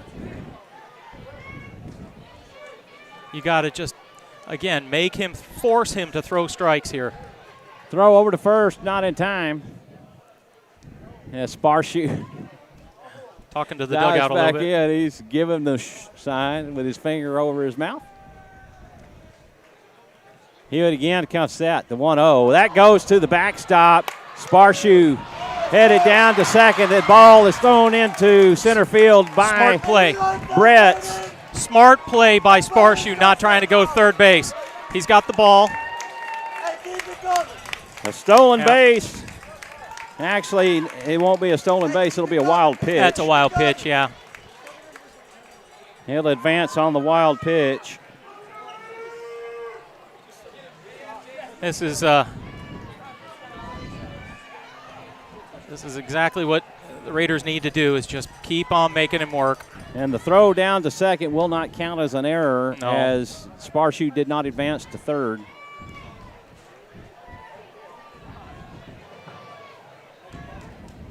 Two 2-0 the count to Aleppa.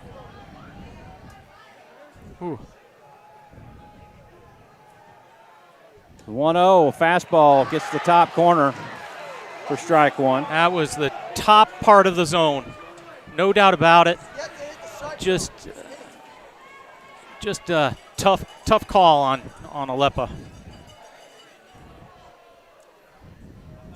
1-1 the count. Swing and a miss. I'll say 1-1. I had 2-1. I do too. I think it's 2-2. I think the scoreboard here I think they're wrong. Georgetown Field is incorrect. We'll see if the umpire will flash the sign. I've got 2-2. Hewitt comes set. From the stretch, a breaking ball. Yeah. In for strike three. That's a tough pitch.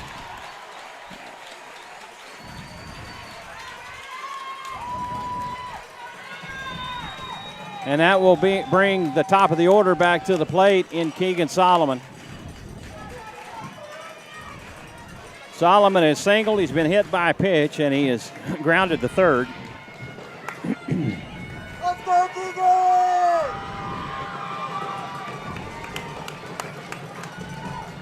One on with 2 outs. Sparshoe at second, affectionately known as Big Shotty. And that hits him. That's the second time he's been hit on the night.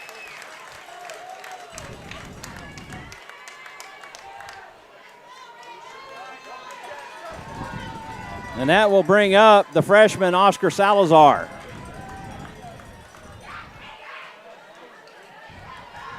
Again, if you just tuned in, the Raiders are leading this one here in the top of the 6th, 2-1. They have 2 on with 2 outs, runners at first and second.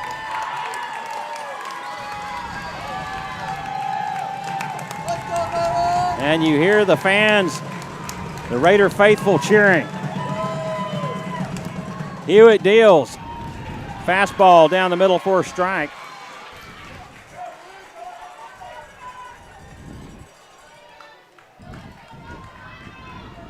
I want to thank everybody for tuning in and watching Raider baseball on SHN Sports. The 0-1 delivery. This is hit out. This could be trouble. Oh, it's caught. Trey Verver gets there in time, and that will end the Raider 6th. They get no runs on no hits. They leave 2. After 5.5, it's 2-1 Rouse.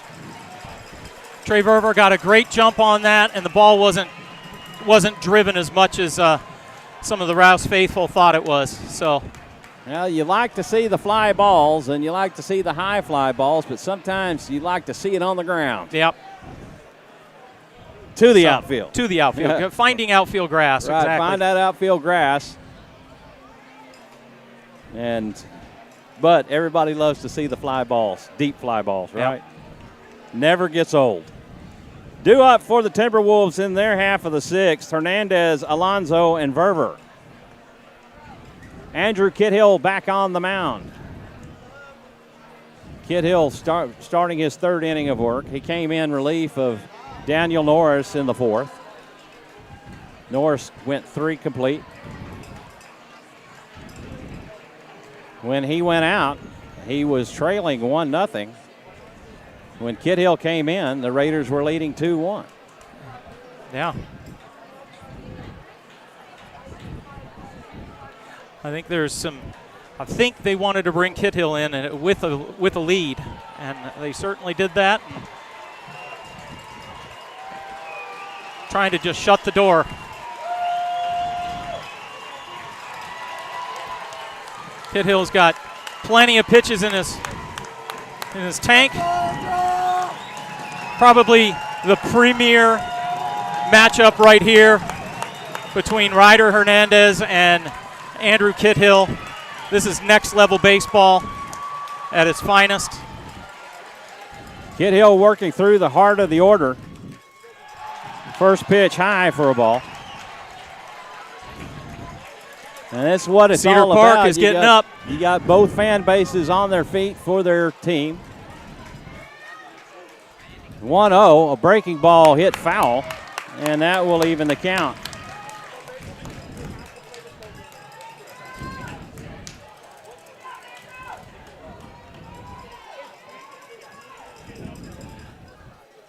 Kithill from the windup, a fastball. Oh, yeah. In for a strike as he paints the inside That corner that he's done so well all season long. That was a nasty one right there. Tough pitch. Ryder, the only thing he can do is let that go. The 1-2 pitch, a swing and a miss. A drop third strike, the throw down to first to complete the strikeout. There we go. That will go K2-3. It's the first strikeout of the game for Cedar Park, I think. It is. I mean, that will bring up Louis Alonso. He's 0 for 2. He's flown out to right and grounded to second. Fastball. Oh, hello. Just misses inside. Wow. Okay.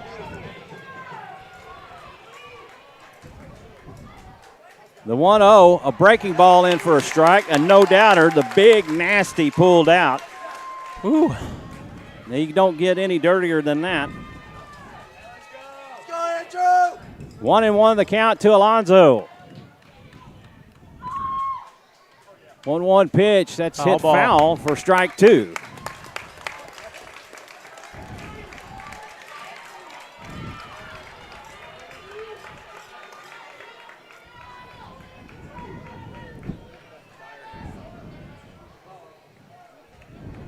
One ball, 2 strike count to Louis Alonso.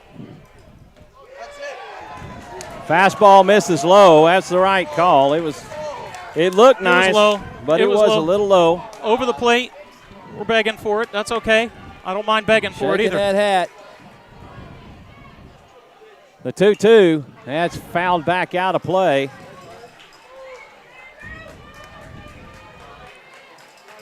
And I know you can't see it on the camera, but if you could just see the look on Kithill's face, that dude is zoned in. He's ready to go.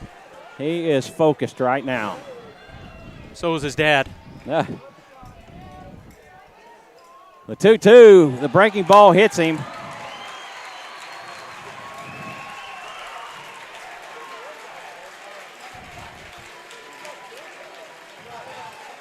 And the tying run is aboard.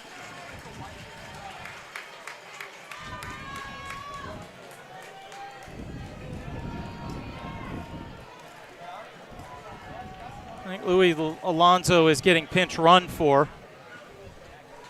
If I get a number on that. It's like number 20. Number 20, Houston Molinaro. Houston Molinaro. Houston Molinaro, that is a pinch runner. He has been entered into this game. Likely will come out kind of like what Rouse has been doing. Trey Verver comes to the plate. He's 0 for 2. He's flown out to center and grounded to third. Molinaro at first. Kithill from the stretch. Fastball, throw down to second. Yeah, got him. Time, They got him. and he's out. Wow. Carter Heinrich has thrown out his second base runner of the night. And it was a strike.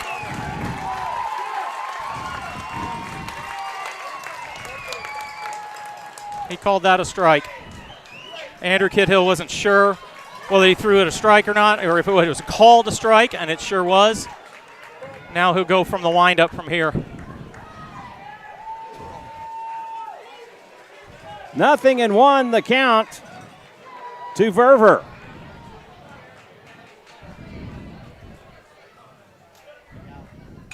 Breaking ball cut on and popped up. Out of and play. it will go out of play.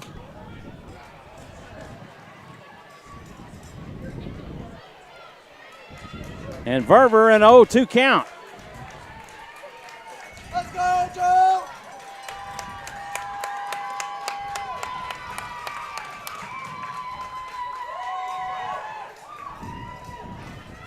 Kidhill steps off and regroups. From the windup. Fastball swung on and missed for strike 3. And that will do it. Kidhill sends them down in order.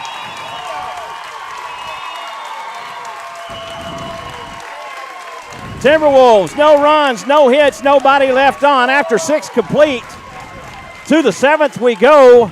Raiders leading 2-1. Coach Krause is in the house. I see him. He just walked in. Let's go, Raiders! Let's go, Raiders! Coach Mann actually leading the cheer. Here we go. This is going to get real good now.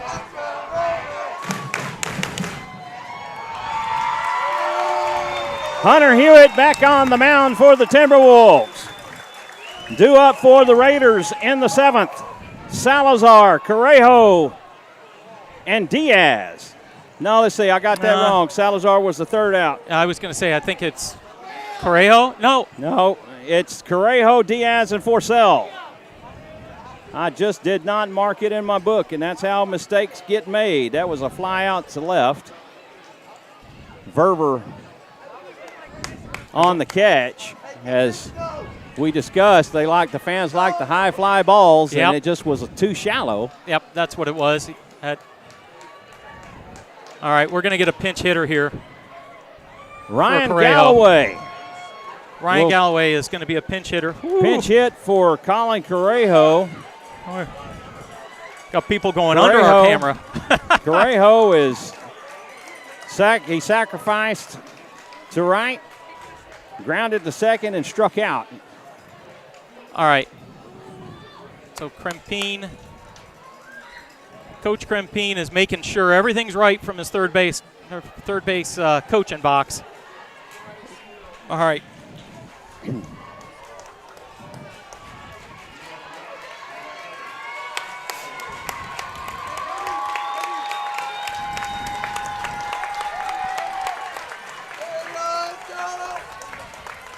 Hunter Hewitt from the windup. First pitch misses high for a ball. A fastball right down the middle.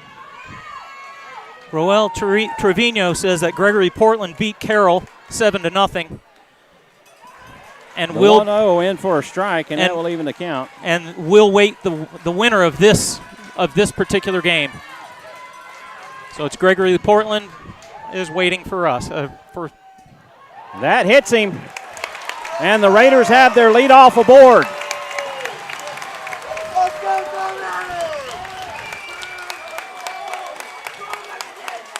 That is the 4th hit batter of the night. And the 8th overall free pass that the Timberwolves have given up. I would really like Colby to come out aggressive right here. Look for a first pitch fastball right down the middle, and well, he has pulled his sleeves up. Crushed it. Crush it, Colby. Holden Harper says finish strong, Rouse. And I agree. Let's finish strong, Rouse. If we can take care of Cedar Park here tonight, Rouse will have officially made it the deepest in the playoffs in their baseball history. Diaz shows That's bunt. A great bunt. He lays it down the first. You know what? That's Hewitt a great plays bunt. It. And that'll go 1-3 on the putout of Diaz, but he'll get the sacrifice. You know, that's a great bunt and a great place to do it. You're looking to get one more insurance run here. One more run would be absolutely enormous. Absolutely huge at this point. Because you don't really expect the wheels to fall off with Kit Hill. Hewitt from the stretch. Drew Forsell at the plate. He takes for strike one. Galloway has exceptional speed at second. If he can get a good jump on the ball. Hewitt does have a wild pitch on the night. Yeah, that getting Galloway over to third base with one out would be huge. Then it would be a fly ball would score him.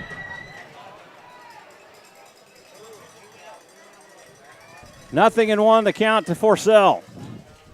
Fastball misses low, and that will even.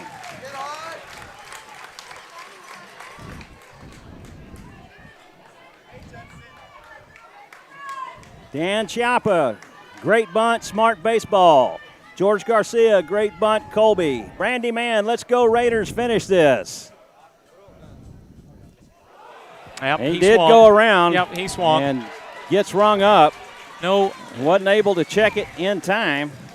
I know the Rouse faithful don't like that, but it was definitely a swing.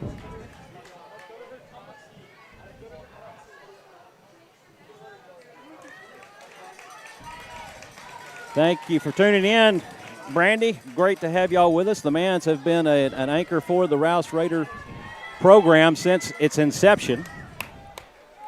And they've done a lot for Rouse. And sincerely appreciate it, especially as being a parent since the Alpha class. The 1-2, this is hit up the middle of the short, throw to. Oh, wow! That goes into the dugout! Yes! To the dugout, he's going to score! And the Raiders take a 3-1 lead! Oh my goodness! The Raider faithful are on their feet in Georgetown.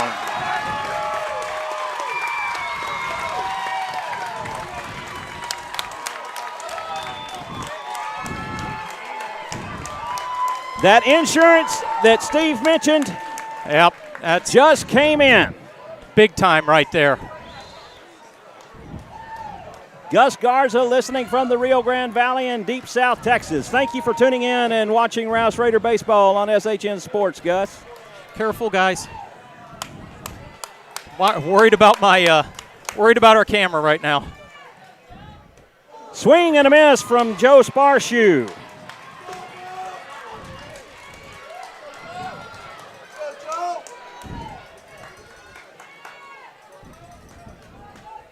Forsell hits into the fielder's choice, and the error will score the run. Throw not in time.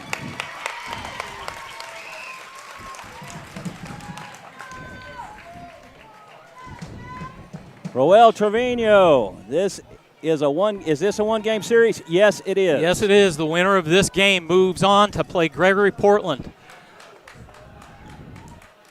sometime next week. Pitch down and away. Count goes even at 1. These two teams are out of District 25, 5A, both out of the same school district, the Leander Independent School District. The 1-1, in for a strike, a fastball down the middle. Essentially crosstown rivals. Essentially crosstown rivals, absolutely. They play each other in basketball and baseball and other sports, just not football. This is hit back up the middle to Hewitt. Hewitt has it and will make the play at first. Oh, my gosh! He drops the ball, and Forsell is headed home. And he's thrown out at the plate. He blocked the plate. Wow. He blocked the plate, and Coach Crimpine is coming down to argue.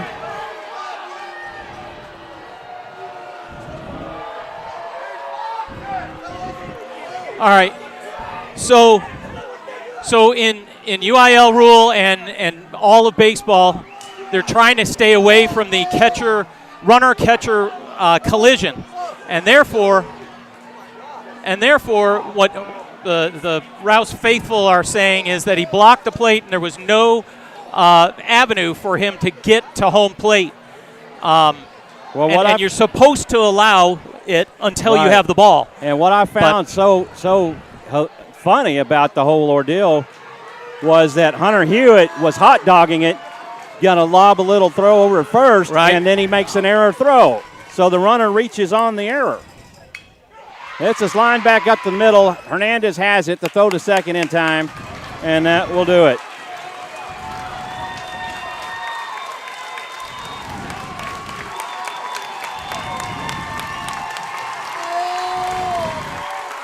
And guys, it's going to get mad here, and I will tell you I'm worried about your camera. Straight up, I'm worried about your camera. Well, if it falls, we'll fix it. Heinrich hits into a fielder's choice, but that will end the seventh. The Raiders get one run on no hits. And they leave one. No, they don't.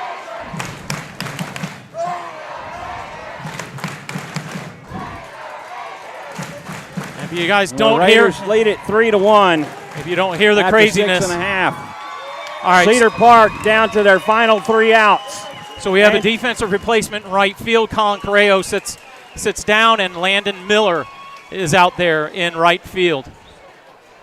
The rest of the defense is staying the same.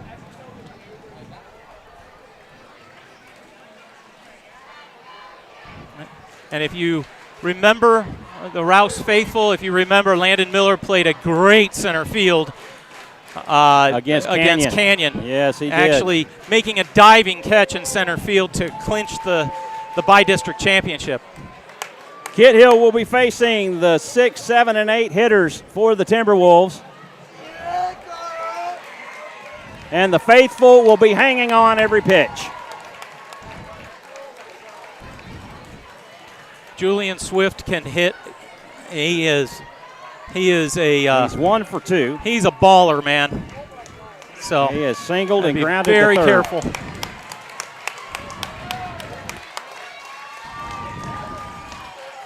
Kit Hill from the windup. A breaking ball. This is popped up and playable. Olepa in on it, makes the catch, and that will do it for Swift. For out number 1. Timberwolves down to their final 2. And that will bring up Conor McDonald. McDonald is 1 for 1. He has singled and walked. He has a stolen base to his credit. Diaz moves into the infield grass. This is off the end of the bat. Throw it. The throw to first, and that's 2 away. The Raiders are 1 out away from being the regional quarterfinal champion. One more. 1-3 on the putout of McDonald, and Adam Vaughn will come to the plate.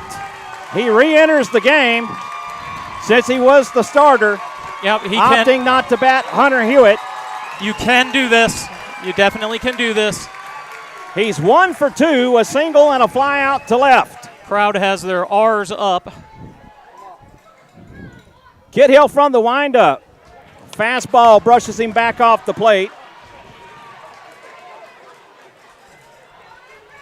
1-0 the count. The 1-0 pitch. That's in the dirt for ball 2. Got to come after him. Got to come after him. Come on.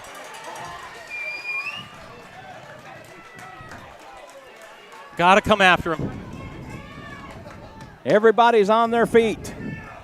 2-0 the count to Adam Vaughn. Kit Hill from the windup. The 2-0 misses low for ball 3. You know what's coming. Yeah, it's fastball right down the middle. The old express. The 3-0, that's high for ball 4.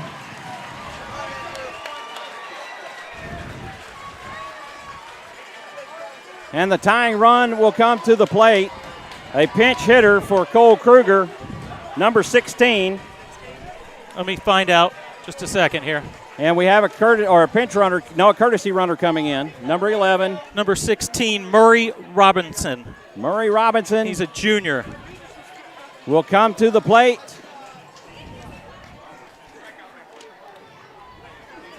Darian Sue is courtesy running for the pitcher.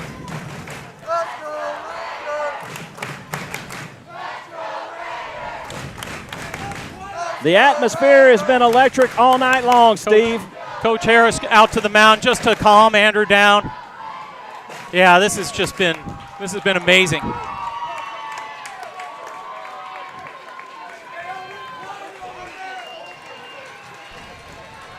Cedar Park down to their final out.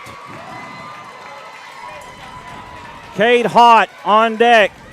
And if the Raiders can get this out, they won't have to face him again. That's big too. Kid Hill steps off and toes back in. Takes a look over at first. Nobody holding Sue on. Yeah, it's going to be. Fastball down the middle for a strike. Raiders are basically saying if they want second base, they can take second base. This will be defensive indifference. They're not worried about the runner. The 0-1, a fastball in for strike two. The Raiders are one strike away.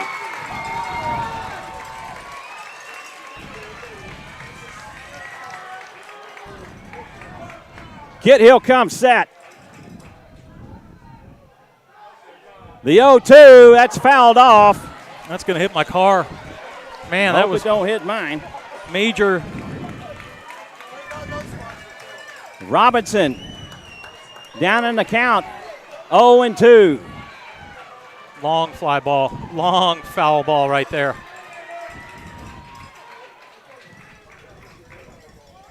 The 0-2 pitch, that's high for ball one. Runner goes to second base on that. It's a that would be scored a true defensive indifference. No throw. They do not care. Trying to get the batter only. Kit Hill. Fastball. This is hit out to left. Solomon tracks it. Makes the catch. The U.S. Raiders are the regional quarterfinal champions. They have defeated the Cedar Park Timberwolves 3-1. You said it earlier. It's hard to beat a team 3 times. Yes. The Raiders. Oh my goodness gracious. Are going to round 4. Oh my Tip of the goodness. cap to the Cedar Park Timberwolves on their season. The number 4 team in the district just defeated the number 1 team in the district. The second time in this round of playoffs, Steve, that the Rouse Raiders have taken out district champions. All right. The Rouse fans, you hear it. Whose house? Rouse House. We're at Georgetown, but it's Rouse's night tonight. Daniel Norris Amazing. and Andrew Kit Hill I love go watching the this. distance in a combined defeat of the Timberwolves. Wow, and wow. Wow. Well, some of What you, some of my game. family knows that I have a very large trip planned. Those plans are now getting canceled, unfortunately. But my goodness, I cannot believe it. That is wonderful. Great baseball game tonight, huh? Great baseball game. Wow. The Rouse Raiders will take on Gregory Portland in the 4th round of the playoffs. Farthest they've ever gone. Farthest that the Raiders have ever gone in their short history. Wow. Raiders opened their doors in the fall of 2008. And the Raiders have been to the playoffs every year since Coach Crimpine has taken on the helm of this program. That's not a coincidence. Coach Krempine knows how to win, and he's won over 400 times now at the high school level. And they have he just highlights knows what this he's doing. year. Earlier in the season, he got his 400th victory, defeating the #1 ranked Cleburne Yellow Jackets at the time. And in the playoffs, hey, Carrie Nab, how are you doing? Good to see you. Good to see you. How are you doing? Wonderful. Better now, huh? Yeah. Oh, my gosh. How about them Raiders? Right? Carrie Nab, also one of the Alpha class parents. Oh, if my I goodness. remember correctly, that is right. So, Man, wow. oh, man. Well, wow. Just to close the book on Andrew Kithill, Andrew Kithill walked 2. In 4 innings, he walked two batters. He struck out 2. Guess what? No hits. No hits. He hit a batter as well. So he gave up 3 base runners in 4 innings. We do not know where the next round will be played yet. That will be determined. There are some coin flips and discussions by the coaches two from Gregory Portland. Yep. Now, this is not the first time that Gregory Portland and Rouse have faced each other. Really? You know this? Not in baseball. Oh. In baseball, they have not. They faced each other in the playoffs in the football playoffs back in, I want to say, 2012, 2013. Okay. Sometime in that time frame, that area where we played, I believe, in football, either at Alamo Stadium or at Hero Stadium in San Antonio. Very cool. Rouse did get the win in that matchup. Oh my goodness! And I believe from that matchup they went on to face Corpus Christi Flower Bluff and then Georgetown in the semifinal rounds of the high school playoffs. Well, it'll be a good matchup, and Rouse sure did bring it tonight, giving up 1 unearned run in the first inning, and then a whole bunch of zeros against a great Cedar Park team. So that's wonderful. Great job, Raiders. Great job, Timberwolves. So, again, you got to give a tip of the hat to Cedar Park. They had over 30 victories or had 30 victories on the season. Oh, yeah. They took care of business and did what they needed to do, and they got into as a district co-champion with Leander. And then they represented District 25 5A as a district champion in a play-in game as they defeated Leander. And then tonight, Rouse taking care of their business. Man. And taking care of another district champion. Timely hits. And as you mentioned, Steve, Rouse Raiders, not your typical 4th seed. No. Of District 25 5A, now with 26 wins on the season. We were talking earlier, we had a 20-win season by Liberty Hill that didn't even make the playoffs. Right. I mean, that usually 20 wins will give you a playoff spot. Sometimes that's a district champion right there. Well, this is the other thing you got to take into consideration. District 29 5A had 4 teams playing this round of the playoffs, and they faced each other. 1 and 4 faced each other. 2 and 3 faced each other. Good. That's a good district too. That is a strong baseball district, and the Raiders are going to have their hands full. So we believe that Coach Krempine is definitely going to have the Raiders prepared for a strong Gregory Portland team. It's funny, they're playing possibly all the way to graduation on Rouse graduation on Friday. So we'll see. We'll see what happens from here. Really great game. Great game. All right. Great night for the Raiders. A happy final here in Georgetown, and we want to give a tip of the cap and a big shout out and thank you to Coach Vieira and the staff here at Georgetown, Coach Jason Dean, the athletic director. Very good host. That hosted this round for us. Thank you so very much. You are very gracious, and we appreciate it.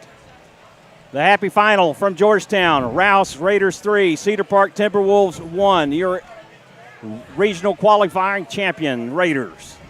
I'm Michael Francis. He's Steve Kithill. Until next week, here's Miss Simpson. A shout out to Miss Simpson. Hi. That principal of Rouse High School. Clay Kelch.